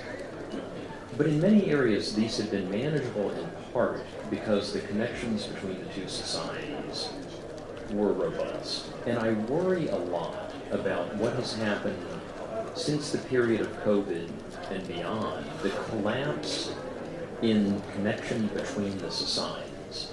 I mean, in the last decade, typically 15,000 American students would come here every year. Now the number is under 1,000. And the reasons for this are complex and not entirely political. But I think the 4th point is an important one, and actually a very important part of the Woodside consensus, that it takes an active effort to keep the societies connected. Otherwise, if you lose that piece, it complicates everything else. Mr. Wu, you used to have American teachers in your classroom. What is the situation now, if we talk about people-to-people exchange? Well, this semester on our campus, Fudan University, we have several thousand international students returning to campus, coming from Asia, Europe, Africa, but still very few from the United States. So that's not because of the Chinese policy, because our policy towards international students are the same. The Asian students, European students, African students are coming back. Why the American students are slow to come back? Just look at the State Department travel a lot regarding China, right? China is still dangerous for you guys to travel to. I talked to the American students, if they want to come to China, their overseas student office will tell them, look at the travel a lot on State Department website. You should not go. You should go to Japan. You should go to South Korea. And also the parents feel nervous. I think the problem is that the current U.S. administration and its policy actually does not encourage the resumption of people-to-people changes, in spite of what they said in rhetoric. So that's a problem. And actually, I think the American universities, they have been working very hard to pressure the State Department to adjust its policy. But it's not working well. It's not working well. Let me go back to your earlier question about President Xi's message to the U.S. I think this delivers two important messages. Is that A, China's position on relation with the U.S. has not changed. We still prefer a cooperative, stable, mutually beneficial relationship with the United States. Two, this relationship should be principled. Our policy towards the U.S. should be principled. We have some important principle for this relationship dating back to the Shanghai Communique when it comes to the Taiwan issue. So we are not going to compromise our major principles, our major interests for the sake of China-U.S. relations. I think these are two important messages. Now, for the U.S., I think the U.S. has not been consistent in relations with China, especially since the Trump administration. They changed their mind about what kind of relationship they want to have with China. Secondly, as the U.S. is defining China more and more as a strategic rivalry, they are actually undermining, challenging, damaging Chinese interests in economic, technological, financial, geopolitical, and security areas. That's a problem for this relationship. Mr. Waters, you want to react? I know you don't speak on behalf of the U.S. government, but if you want to react, you're perfectly welcome to do that. Otherwise, China has actually sent the message, and I understand that through the four unchanged, China welcomes a good relationship with the United States, and a good relationship with the United States is based on a United States that's successful as well. That's my understanding. Well, I think that's a good aspirational goal. But again, the challenge comes back to practical policies. And I would say, I would focus on 2 points. One is, in this region, seen from the U.S., but not just the U.S., from Tokyo, from Seoul, from Manila, people are watching the greatest military buildup in history. The world's largest navy, the world's largest coast guard, the expansion of a nuclear arsenal with a lack of transparency that leads to questions about intent. And so it's understandable at a certain level why the specific actions related to the buildup of the PLA and its modernization are creating fears in other capitals. And this is leading to two broad dynamics. It's leading them to seek greater security between each other and to repurpose aspects of their traditional alliances with the U.S. as a hedge. And so I think that the realities, as I see in this region, are very complicated, and it goes beyond intentions to misperception and effect. The second thing is that, again, for most political officials I have worked for, what they care about is what matters to their ordinary voters. And we are also seeing at the same time an historic level of imbalance in the Chinese economy, with savings that have nowhere to go except productive capacity. That productive capacity is now spilling across borders at a scale that is far different than it was 10 or 20 years ago. And the result is that protectionism, market access is on the rise, and the trading structures, the security structures are weakening. And so I think that we have to remind ourselves of those realities as we think about how to move towards the aspirational framings that we've talked about here. Okay, now we've come to the economic and trade relationship. I understand you're talking about overcapacity and so on and so forth. I avoided the word. Did you see that? I know, but you meant it, and I picked it up. Mr. Wu. Well, I want to take a different look at the situation in regional security. I mean, if you compare China with the U.S., China since late 1970s has not been involved in any major military conflict with any of our neighbors. So this is a major power that has not been involved in a military conflict or in a war for many decades, while at the same time its national capability has achieved historically unprecedented growth. This is quite rare in human history. So that tells China's intention. That means China really wants to have a peaceful environment in which it can continue to develop and prosper. So that's the intention. This intention is very clear. Same time, if you look at the U.S. record in the last 4 decades, how many wars the U.S. has been involved in all parts of the world, right? Iraq, Afghanistan, Middle East, I mean everywhere. So how can you tell me that U.S., with this kind of record, you just come to this region and work for peace for the region? I just don't believe it. I mean, the facts don't, buy this logic. The reason why China has to build up its military capability, because we are confronting a very complicated security environment. Look at the South China Sea, Taiwan Strait, East China Sea.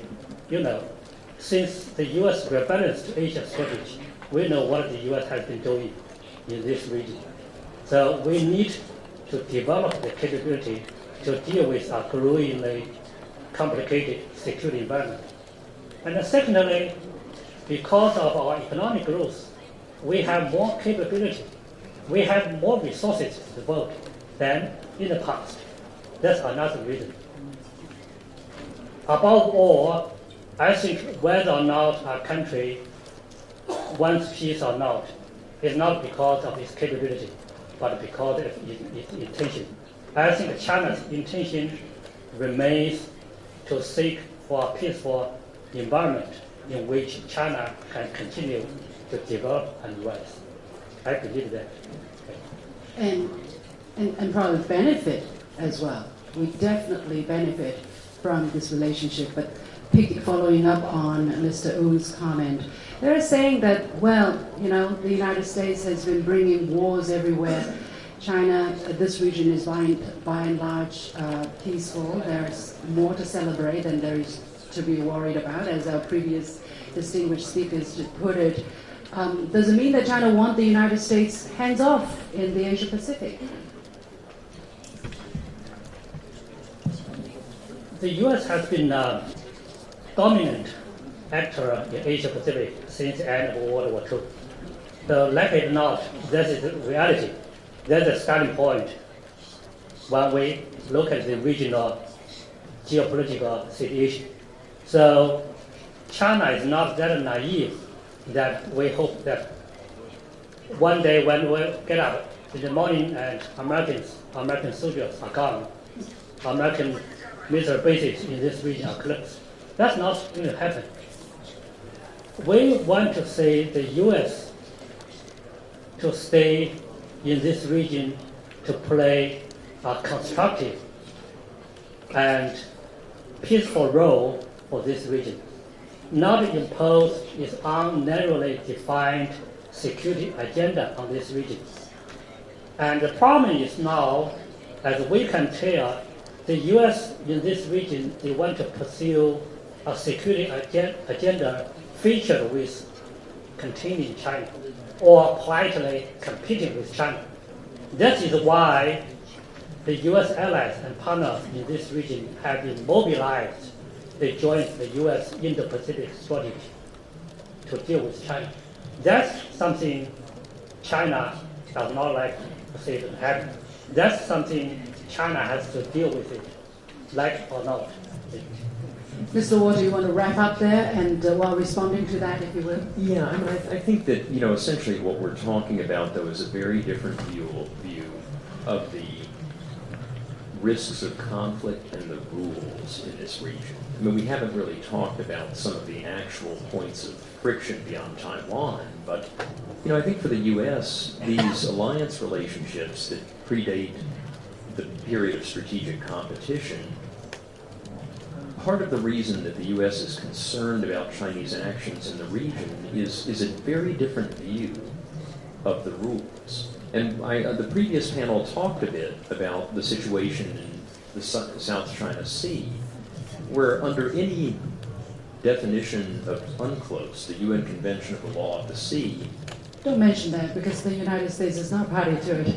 You are right, and I'll be the first to admit that. The U.S. has selectively embraced these rules over the years, but the reality is that if we choose not to go by UNCLOS, what is the alternative set of rules? Because if UNCLOS is the accepted rule book, low tide elevations don't generate territorial entitlements, and therefore they can't form the basis of any country's sovereign claims. And that's, I think, why the U.S. view generally tends to focus on concerns about China changing aspects of this international rules-based order. You are absolutely right. We tend to not be introspective about when we ourselves have failed to do that. But I'm not sure that it moves us closer to responsible management of these issues to simply dig in on our respective positions all the time. We have to view each side's position and try to understand why the intentions are as they are. Mr. Wu, wrap up 1 minute, please. Well, I think the South China Sea dispute has been there for decades and is likely to be there for several decades in the future. And at the end of the day, it's up to China and other direct disputants, claimants, to negotiate for a peaceful settlement of this issue. And before that, we need to find a way to manage the situation, not allow this issue to, break up. And in this process, the role the U.S. can play, as I can see today, the so-called the U.S. military's freedom of navigation action doesn't help at all in solve the problem or manage the problem. So in that sense, I think the most important thing for the U.S. to do is to stay out of this issue and encourage our sides to cool down, to negotiate, to compromise. So that's my ending point. Thank you so much. We're going to wrap up there. I believe this conversation can go on and on for hours, because for every issue there is so much to talk about. I would, a warm round of applause to my distinguished panelists. Thank you so much for such an insightful conversation. And my take, if that's worth anything, is when the water rises, every boat rises. When the atmosphere is better, it's better to talk about and maybe sort out any issue, if at all. Many thanks once again to Wu Xingbo, Professor and Dean of the Institute of International Studies at Fudan University, and Rick Waters, Managing Director of Eurasia Group's China Practice. And with that, we come to the end of this special. Edition of The Point with me, Li Xin. As usual, you can follow me on Facebook and X using the handle Li Xin in Beijing. On behalf of the whole team, thank you for watching. You've got The Point, and a big round of applause to all our attendees today. Thank you so much for being with us.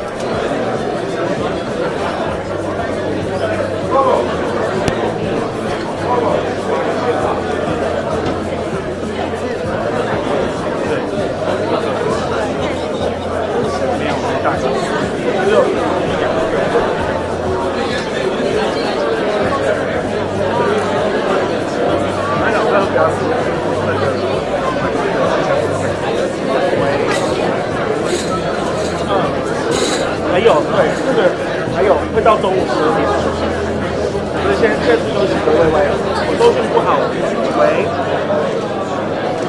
等一下会到12点左右，然后中午会休息。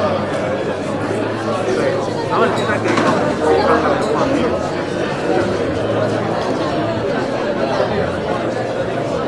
对，没错没错。对，好，谢谢谢谢。好，拜拜。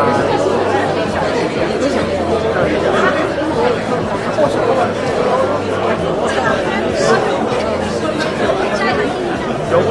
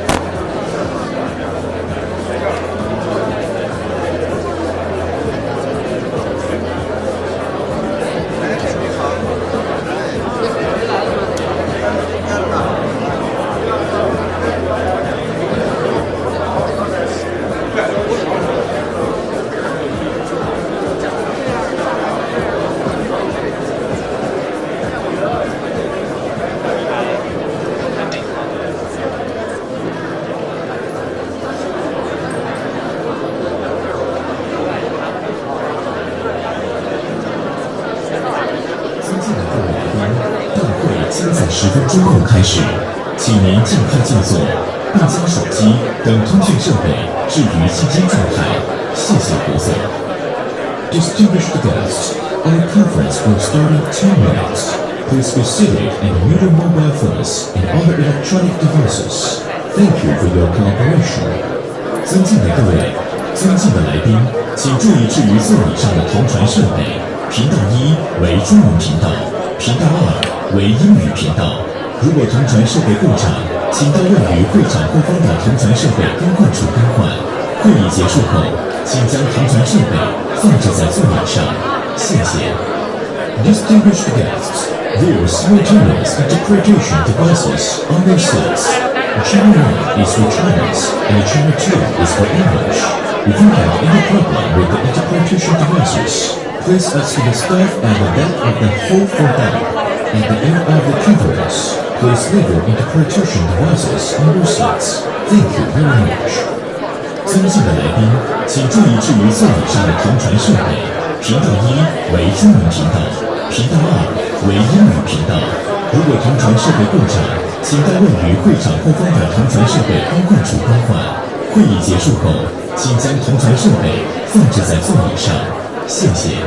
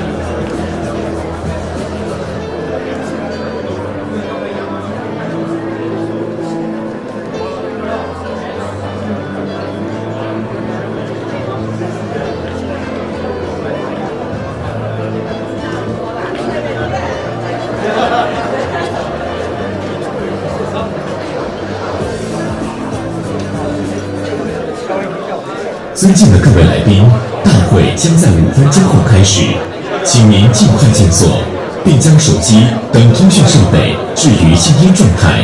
谢谢合作。Distinguished guests, our conference will start in 5 minutes. Please be seated and mute your mobile phones and other electronic devices. Thank you for your cooperation. 尊敬的来宾，请注意置于座椅上的同传设备。频道1为中文频道，频道2为英语频道。如果同传设备故障，请到位于会场后方的同传设备更换处更换。会议结束后，请将同传设备放置在座椅上。谢谢。Distinguished guests, there are simultaneous interpretation devices on your seats. Channel 1 is for Chinese and Channel 2 is for English. If you have any problem with the interpretation devices, please ask the staff at the back of the hall for help. At the end of the conference, please leave your interpretation devices on your seats. Thank you very much.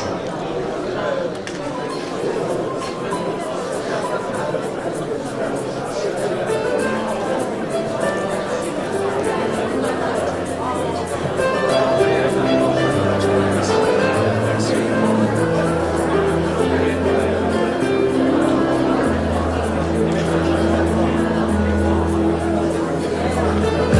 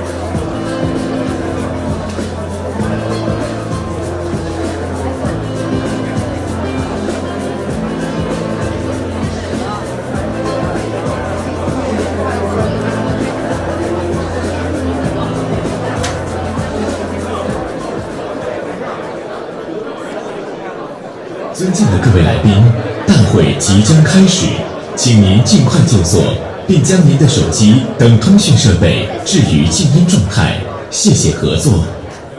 Distinguished guests, the conference will start soon. Please be seated and set your mobile phones and other communication devices to the silent mode. Thank you for your cooperation.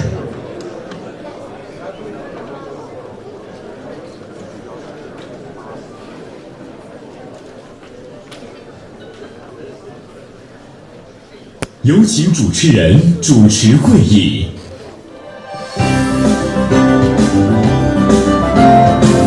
Good morning. Welcome to the third session of this morning's 11th Beijing Xiangshan Forum. I'm Zhao Yunfei with CGTN. Thank you for joining us again. This morning we started with the Asia-Pacific security. We also talked about the relationship between China and the United States. And the third session of this morning is the security about Europe. Well, since the beginning of 2020, February 2020, and I'll go precisely, since the end of February 2022, CGTN dispatched reporters to both Russia and Ukraine to cover the humanitarian crisis. I was one of the reporting team. I was dispatched to cover Ukraine. I arrived in Ukraine in April, and I stayed there all the way to June. I stayed in Ukraine for nearly 60 days. And I proceeded with the Ukrainian soldiers. I entered the country from the western city of Lviv and traveled all the way to the east. I went to Kharkiv, I went to Kherson region. The furthest place I've ever been in Ukraine is the Donbas region, Avdiivka. Back then, that place was controlled by Ukrainian troops, but now this place was controlled by Russian troops. But certainly, this kind of discussion is about Europe's situation, so it goes way more beyond the crisis in Ukraine. Let me first introduce our guests to our panel. Let's give our first round of applause to both of our two guests. Welcome.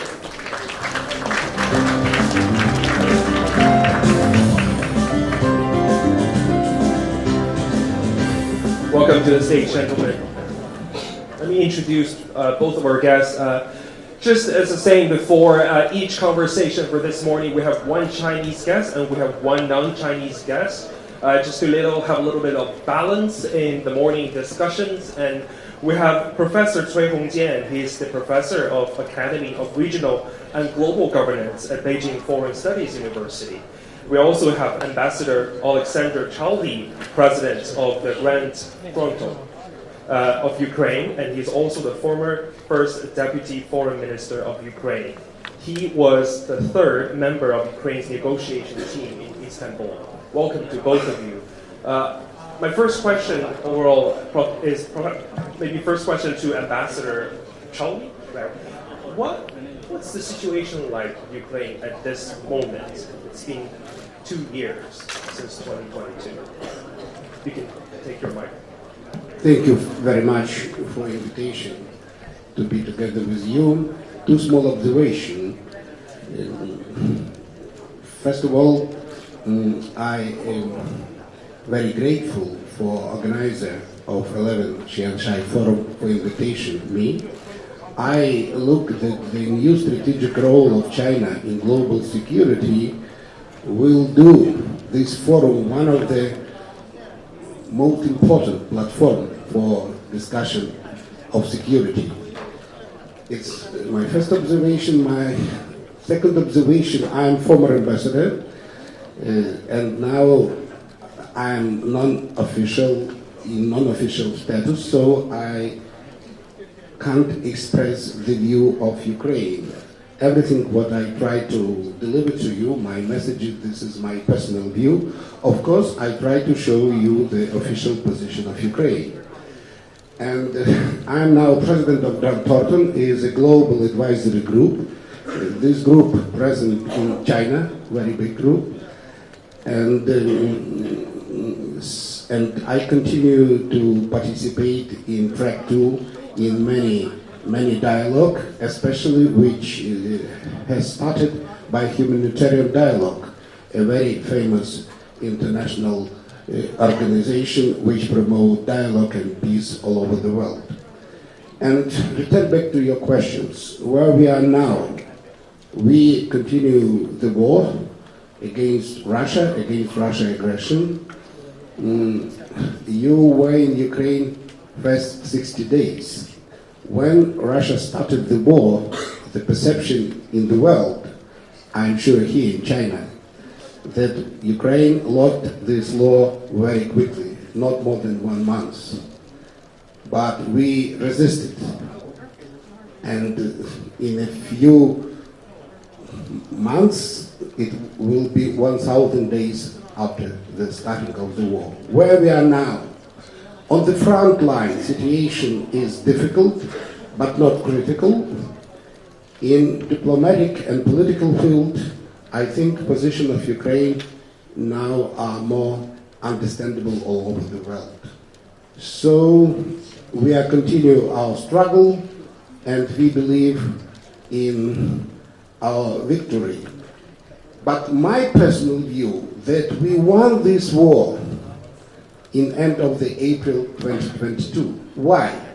But after 3-4 weeks after beginning of this war, for me personally, but I'm sure now for all of us, was clear that in principle, Ukraine defend our sovereignty, our independence, and our freedom, and our political regime. Russia didn't capture Ukraine as planned as a country. Of course, Russia captured some part of our territories, but in United Nations, 143 countries voted in favor of recognition sovereignty of Ukraine within the borders of 91. Only 4 countries now recognize Russia illegal acquisitions of Ukrainian territories. So to my mind, in political, in legal, and in military dimensions, we are won this war in 22. Now we try to end this war on the conditions which permit us to establish just and sustainable peace. You mentioned that you were the third member of Ukraine's negotiating team in Istanbul. You mentioned about in April back in 22.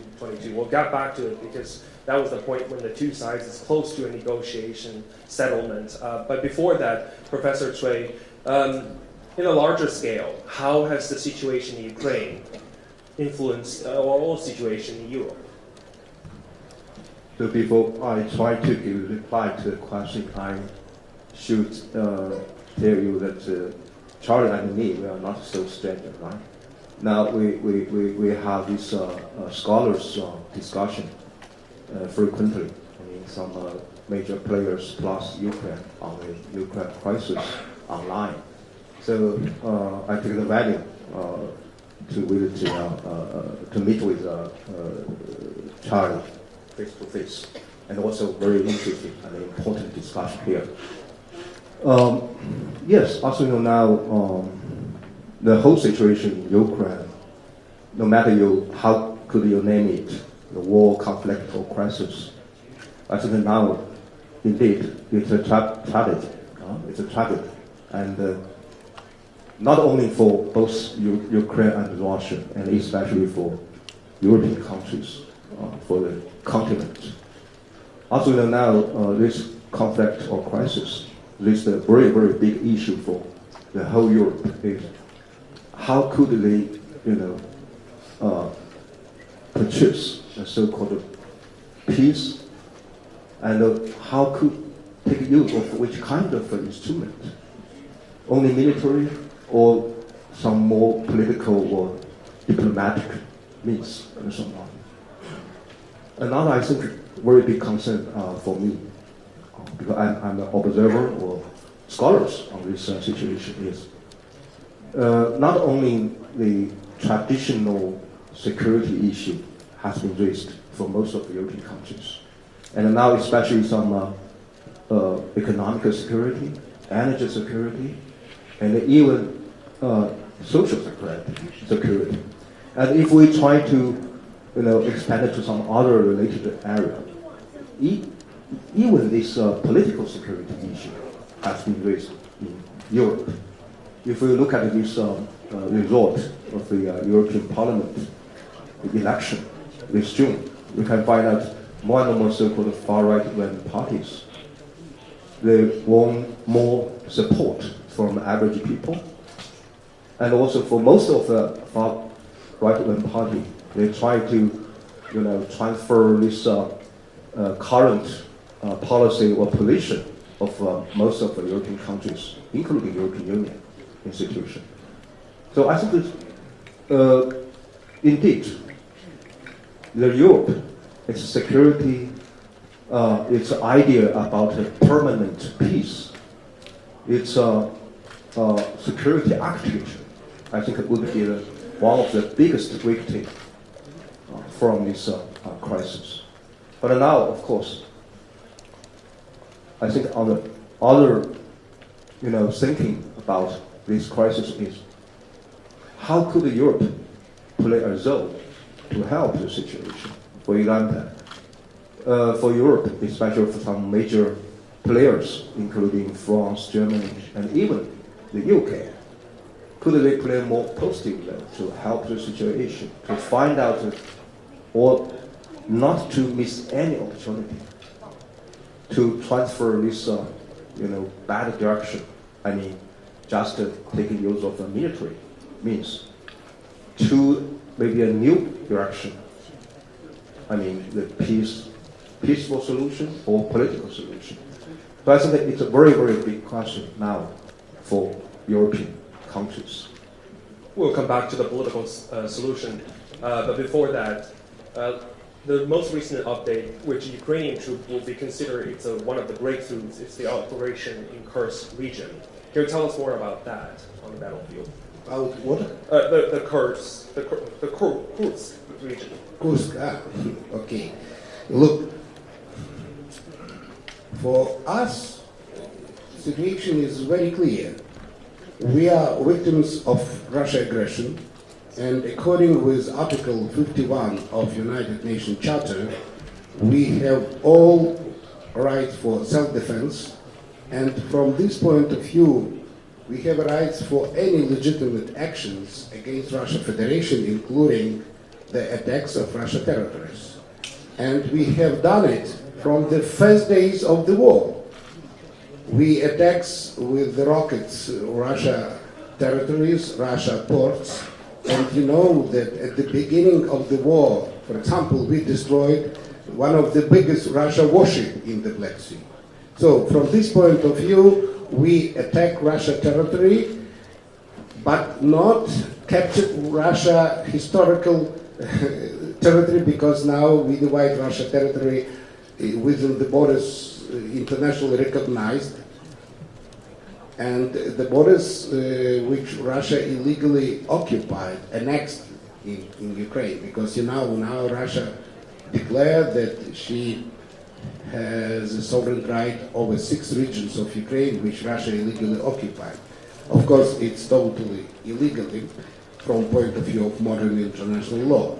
So when we start our attack with our troops against Russia territory in Kursk, I think it's totally legitimate.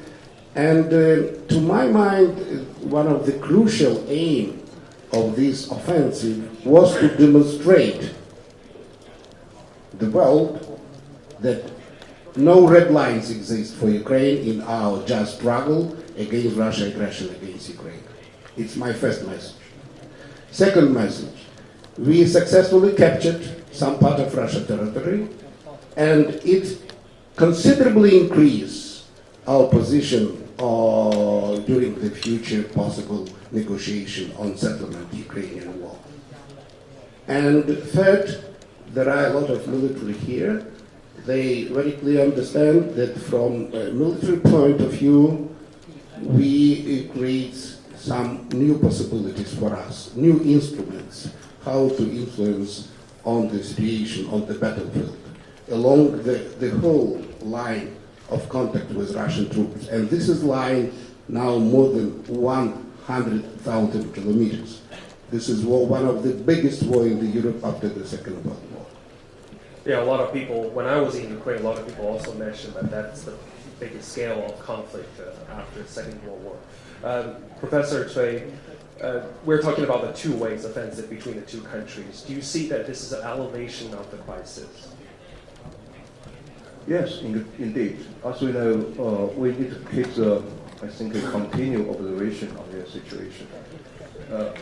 In my mind, there always are two battlefields for this crisis. One is, of course, the military, and not only this situation now in the eastern Ukraine, especially the Donbass, and the other is, of course, now Kursk, as we discussed.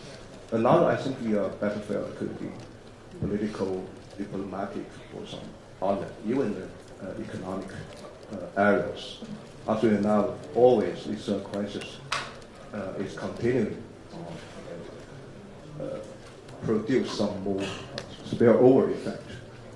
So I think that now the major question or problem is how could we find out a turning point to stop any escalation, not only in the battlefield of the military and also in the diplomatic or even strategic competition. Because always there is a background, of this crisis, the competition or even confrontation between NATO and Russia, even between the United States and Russia. So I think now, for every stakeholders, it's time to rethink about how to find out the turning point. Recently, I take a note that some European leaders, including German Chancellor Mr. Schulz, mentioned that, okay, we need to try to find a new balance between the military and the diplomatic ways, including his suggestion to the Ukrainian side is if it's possible to invite the Russian representative for the second peace summit and so on. But I think now, for most of us stakeholders, including major players in the international community, the common ground is, I think nobody wants to have more escalation and lead to a situation in which the crisis will be out of the country. And especially, I think, a very bad situation now for Europe is once there is an escalation, once there is a so-called war between Russia and Ukraine, undoubtedly there will be very, very big risk for the whole Europe have been trapped into this, war or conflict. As Professor Cui just mentioned, two battlefields. One is the battlefield on the ground. Another one is the political battlefield. Do you agree with that? Do you think that the situation in Ukraine kind of challenged the existing system of European situation or European security? First of all, the war in Ukraine totally destroyed the cooperative security system in Europe. The Helsinki Act was totally raped. The Paris Charter was totally destroyed, uncontrolled debt. So, to my mind, for the first time in European history, after Hitler's illegal annexation of Czechoslovakia, Russia not only started war against sovereign state, but illegally annexed considerable part of this state. And the most interesting, that Russia annexed some territories in Ukraine, which till now Russia not control militarily. It's, to my mind, a very, very interesting fact. So it means it's possible to annex some part of the territories which you even not military control. So to my mind, international order after the Russia aggression totally destroyed. And of course, all of us want to return back.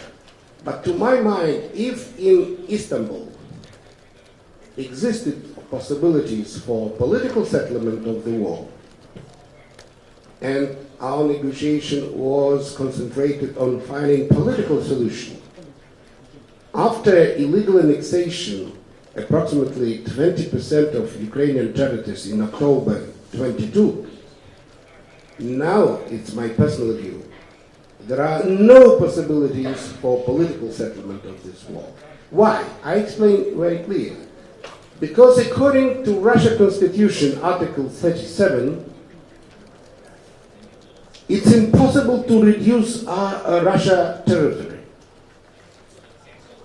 And it's totally prohibited by criminal law of Russian Federation. So now, not exist constitutional order in Russia which permit reduce illegally annexed territory, exclude them from Russia sovereignty. So what about we discuss with Russia politically? If we want to reach some political settlement, it means we have to change Russia constitution. But Russia constitution prohibited to do changes concerning the territorial question. So to my mind, now we have deadlock for political settlement. This is political settlement possible maybe in long perspective. So to my mind, now exists only one possibility to end this war through ending of hostilities, through establishing the ceasefire regime. The question, where will be this line of ceasefire? Ukraine demand that line of this ceasefire will be on the borders of 91. So it's our official position. So this is my answer. That after Istanbul, we see rebus extensivus, a very important change of circumstances. So now, to my mind, it's practically impossible to reach any political settlement of this war. But it's not mean that we have to stop negotiation and to try to find some diplomatic solutions. Of course, the destiny of this war now is deciding on the battlefield. But to my mind, it's possible in nearest future that diplomacy back. It sounds a little desperate, Mr. Sui. Do you think that's a real stalemate? Do you think that's a real deadlock? Yes, if we just look at the situation now, indeed, we have to realize that not yet, for some necessary conditions for, I mentioned that tend to the political settlement or diplomatic solution has been ready. For example, now, as we know, there's still a lot of gap between the political goals from both Ukraine and Russia, not only just for some territory issue and even for some political legitimacy issue.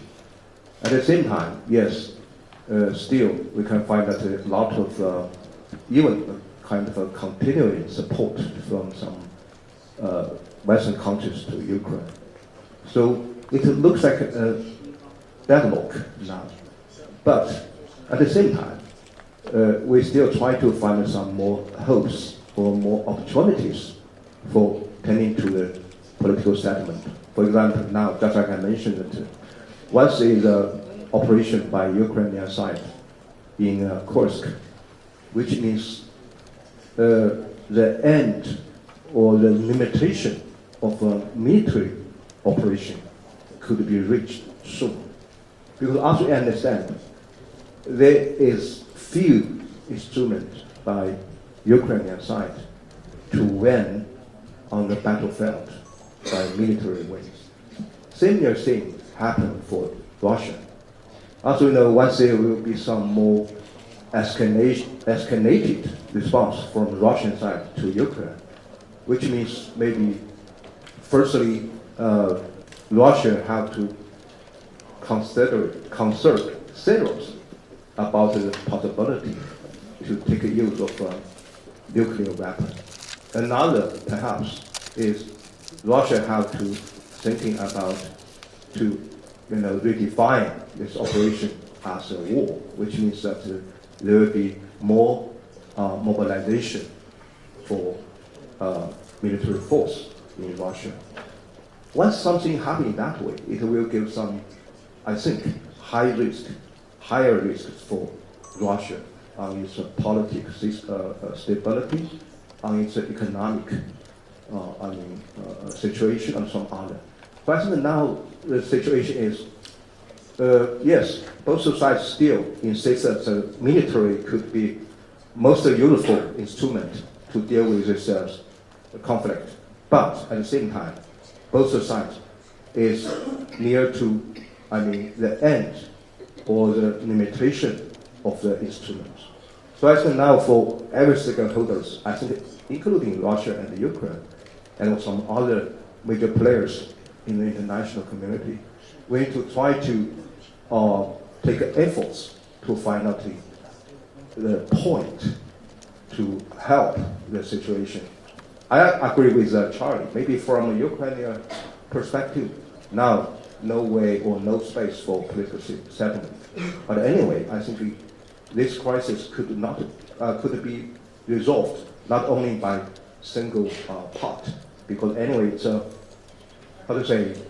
crisis with a lot of spillover effects. Every players in the international community, they do have their own responsibility to do everything to help the situation, not to worsen the situation. Well, Professor Sui mentioned about the spillover effects. Let's talk about that a little bit.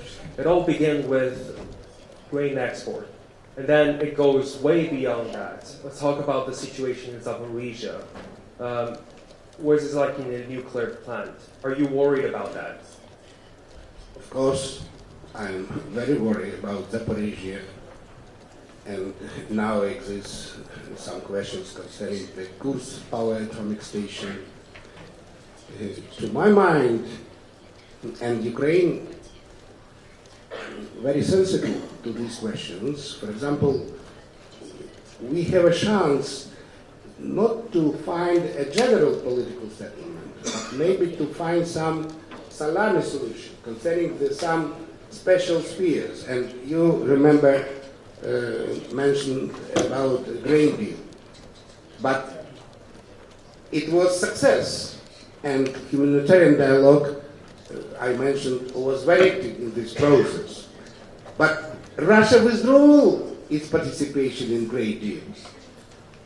But now, Ukraine very successfully delivered our grain to global market, even more than during the grain deal was in force. Why? Because Ukraine demonstrates Russia the force to control situation in Black Sea, the military capabilities to destroy Russia facilities, especially in Novorossiysk export, and deblock all Russia grain exports, and not only grain exports, but energy exports, oil and gas. So now Ukraine have ability to export grain and other goods from port of Odessa, not because Russia agreed with this, because Ukraine put Russia in such situation that Russia have no chance to block, because we have balance of forces in this region. So it's a very good example how this war, hot phase of this war, can be ended. Only if Ukraine demonstrate balance of forces on the battlefield. And we practically demonstrated. The line of front for last 1.5 years practically not changed dramatically. So to my mind, why now a lot of in Ukraine believe in military solution of this war? And the role of diplomacy now is not very important. But to my mind, when I stressed that political settlement now is impossible, it's like relationship between Japan and Russia. Till now, it's not exist political settlement of Japanese-Russia war, Soviet Union war. Not exist formal treaty on peace between Japan and Russia. But both states enjoy more or less stable relations, which exclude hot war. So to my mind now the key chance for all of us as soon as possible to exclude hot war phase and to transfer our hostilities in cold format. I think it's now the task number one.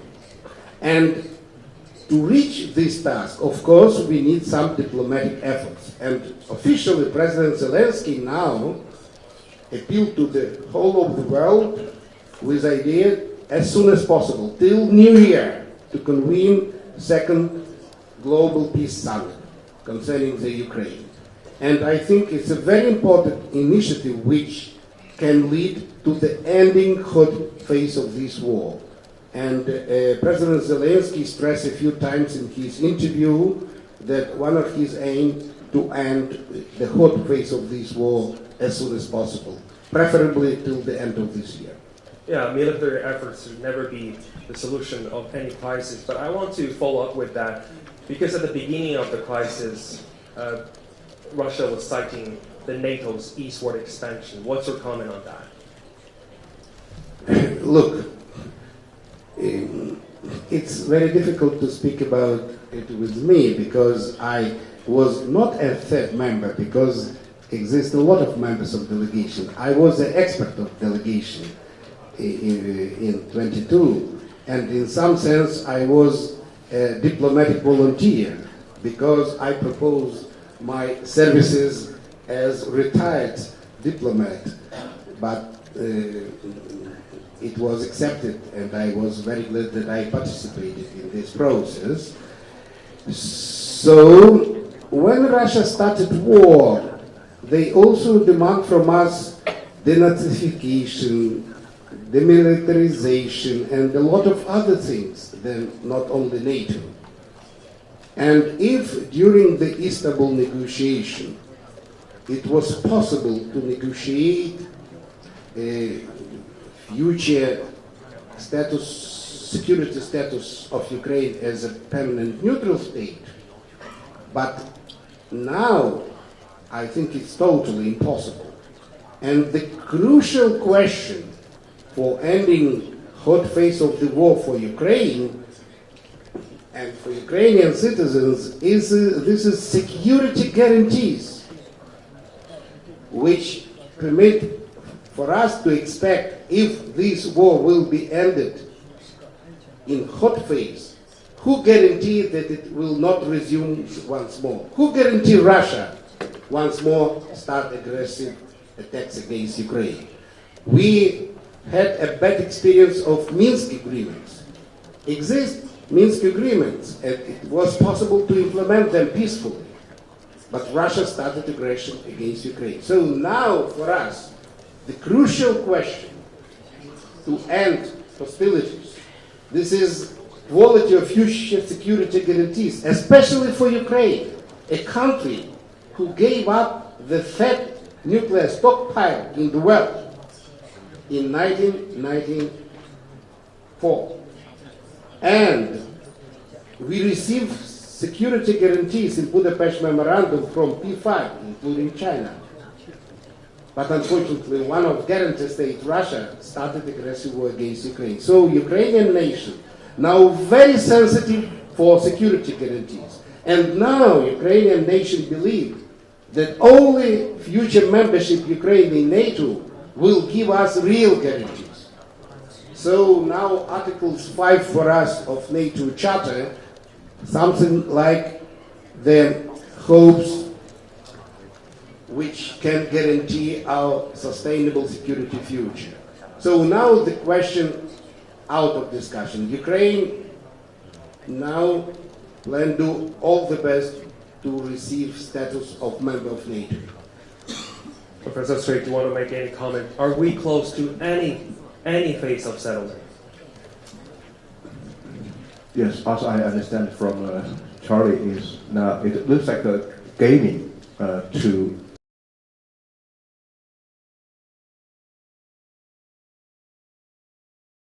one of the very, very important goals for Ukraine so far is to be part of NATO and to be part of the security guarantee system from all of the major players.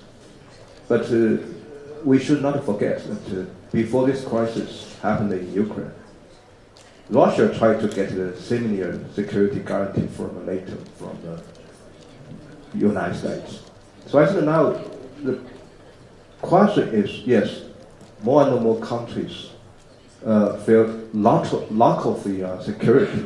They want to get some more safety by different means, military or some other.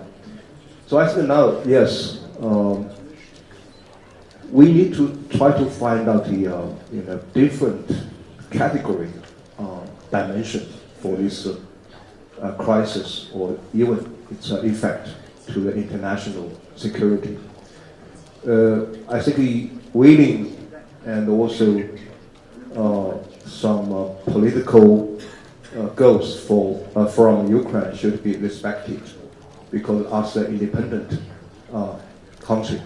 But at the same time, I think these structural issues, especially how could we try to take some lessons in life to help, especially European people, European countries, to find the real, principles, commitments, and valuable experience to establish a kind of,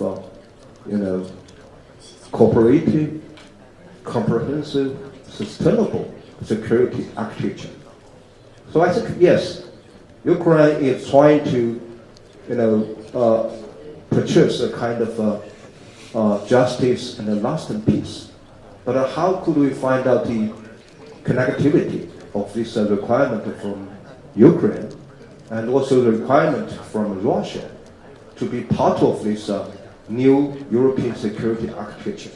And even from some other players in Europe, including European Union, France, Germany, to have a real European security architecture with inclusive framework, with more and more cooperative spirit, and especially to achieve a kind of a balance between development and security. I'm afraid that once we could not find out the opportunity to find some new balances between all of these, conflicting requirements, the Europe will pay a lot of a price. It's economic security, energy security, and even recently, as we know, the European Union issued a very big report on its competitiveness. So how could Europe achieve its competitiveness? I think that the very, very simple answer is Europe should play a more positive role, constructive role, to help every stakeholders to end the crisis, to find out any kind of opportunities and wisdom to end the war, to end the tragedy. Otherwise, I think Europe will lose its opportunity to be part of the leadership in the world. I agree with a lot of ideas which you express, but I want to stress that to ending the war from Ukrainian perception, the security guarantees challenge is crucial, especially after our very special experience after Budapest Memorandum. It's crucial. And from this point of view, it's impossible to restore any security system in Europe without we develop an effective mechanism of such guarantees for Ukraine. Now, I see that these guarantees can be divided into groups. Negative security guarantees which permit Ukraine to deterrence Russia. To deterrence Russia in future to start a new aggression against Ukraine. So from this point of view, we need more weapons, more finance, more sanctions against Russia. And our crucial partners in this is deterrence security policy. This is West countries, NATO countries. So we want to be together with them, within NATO. But exist some kind of positive security guarantees which can prevent Russia from the future aggression. And from this point of view, a very special role of China. We in Ukraine see China as a crucial country, the only single country in the world which in future can influence on Russia in such positive way that prevent Russia from the future aggression against Ukraine. So now we welcome more and more involvement of China in finding solutions how to end hostilities, first of all, and in perspective, the war in Europe. And your 12 major propositions, your common 6-point peace plan with Brazil is a very important steps from China and China security investments in finding decision how to end the war in Ukraine. And President Zelensky, during the former year phone conversation with President Xi, stressed that there are a lot of common with his 10 points plan and Russia 12 major propositions. And to my mind, the crucial in all initiatives of China, a very clear point that security integrity of Ukraine as a principle of modern international law, it's a crucial element in finding future solution. So from this point of view, now we're in very interesting moment when Ukraine tried to find a common position with China concerning the future formula of fighting ending of hostilities in Ukraine. And you know that 1 month ago it was a very successful meeting between two ministers of foreign affairs of Ukraine and China. It's very important things, and now all of us in Ukraine waiting some contacts, direct contacts between President Zelensky and President Xi, and I think it will be possible in the future. And also we welcome and we expect that China participate personally on the highest level in the second Global Peace Summit on Ukraine. Because now, as we see in Ukraine, as President Zelensky stressed, we not exclude Russia participation in the second Global Summit. But one of the reasons why China avoided to participate in the first summit was absence of Russia in the list of participants. Now I think these obstacles will be taken away, so it's give me some expectation the second summit will be more successful than the first one. As we wrap up this conversation, go ahead. I need to get some response. What's Charlie part of the issue is how about China's zone in this crisis, and how about China's attitude towards the situation, even for the escalation. I understand that now for some, especially Western countries, they do have a lot of discussion about China's role, and they do have some suspicions about the relations between China and Russia, and to question that China, if it's a real, balance and even kind of a neutral position on this crisis.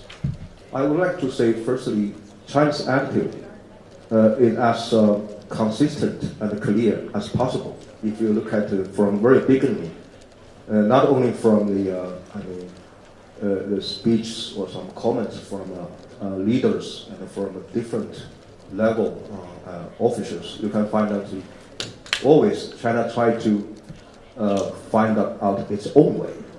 Maybe there is an attraction for China is just take a side, simply, to pro-Russia, pro-Ukraine, some other.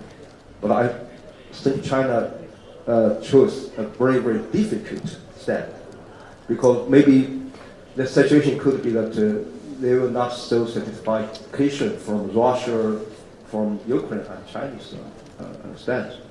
But I think that's not the reason why China tried to take its own responsibilities. Secondly, I think that China now is trying to also to do something to help the situation by actually, just like Charlie mentioned, that the 6 points, and also recently the so-called 3 principles, including no escalation in battlefield, no more spillover effect, and even no any unnecessary stimulation to the situation for all of the stakeholders. So I think that for China is we try to find out any favorable environment for negotiation and for any solutions, including ceasefire or withdrawal of military force or some other. But now the question is, China need to have some more partners, have some more positive response from both of Russia and Ukraine. And I think China indeed makes sense clearly about its possibility, and China will not be out of the final solutions, but China will not be in the so-called the hot situation. I think that's a stance or the position China have choose. I have one last question to each of you, before we wrap up this conversation. Ambassador Charlie, you mentioned about the cessation of all hostilities. Can you elaborate more on that? To my mind, as I stress, cessation of hostilities, the only one possible way to end the hot phase of this war. And to my mind, now it's very important to study all mistakes which was done during the implementation of Minsk agreement, because Ukraine had a bad experience with cessation of hostilities after 2014, and to develop a sustainable mechanism of cessation of the war in Ukraine. We prefer that this cessation will take place on the border 91. Of course, we very clearly understand in Ukraine that it's a long-term perspectives, but for us it's must. And from this point of view, I want to continue what Professor tried to explain. We in Ukraine not expect China to be pro-Ukrainian. Of course, we in Ukraine against that China will be pro-Russian. What we expect in Ukraine, that China will be pro-China strategic national interest. And we strongly believe in Ukraine that ending hot phase of the war in Ukraine is the real strategic interest of China. Because security in Europe, it's impossible to, without security, sustainable security in Europe, it's impossible to implement your ambitious policy of promotion, trade, belt policy. So to my mind, we believe that China is interested in restoring European security system. And to my mind, put forward a different initiatives, you try to be in process. And as you see, especially last half a year, Ukraine very positively react and expect that next month we see the direct high-level meeting between our leaders. Any last word, Professor Cui? What kind of wisdom should we host at this moment? Still, I think this situation is at a crossroad. One of them is, yes, escalation, especially military instrument. And even now, we witnessed the visit by Secretary Mr. Blinken and also the Secretary Mr. Lamy to Kyiv. So they are talking about the possibility there will be more military aid to Ukraine and lose the limitation of the usage of Western weapons in Ukraine. But at the same time, I think for China, for some other stakeholders or players, we need to try to make some more joint efforts to, provide some more favorable environment or atmosphere to help the situation. So it looks like a race between military solution and the diplomatic solution. I understand the Charlie mentioned that yes, we do have our own interests, but not only our own interests. I think China is trying to find out more connection its own interests and the common interests for the regional countries and also for the international community. Recently, China received some European leaders. They do have a very good discussion on how could China and Europe, they need to strengthen their cooperation on economic and other. So I think, yes, it's also a race of logic between development or more security or more development. Now I think it's a common challenge for every country, including China, is we need to find a new balance between the policy priority between the development and the security. But I believe that maybe one of the big lessons from this current Ukraine crisis is we have to find out that to focus on development itself, we can try to find out more solutions for security. And even once we have some more development, have some more, opportunity to share with each other, certainly it will, give us more hopes to achieve a kind of, sustainable security, not only in Europe and also in Asia and some other areas in the world. That was a very honest and constructive conversation. Thank you both gentlemen for speaking with us. And that would do it for this morning edition of This Room in the Beijing Xiangshan Forum. Thank you for staying with us and have a good rest of the day.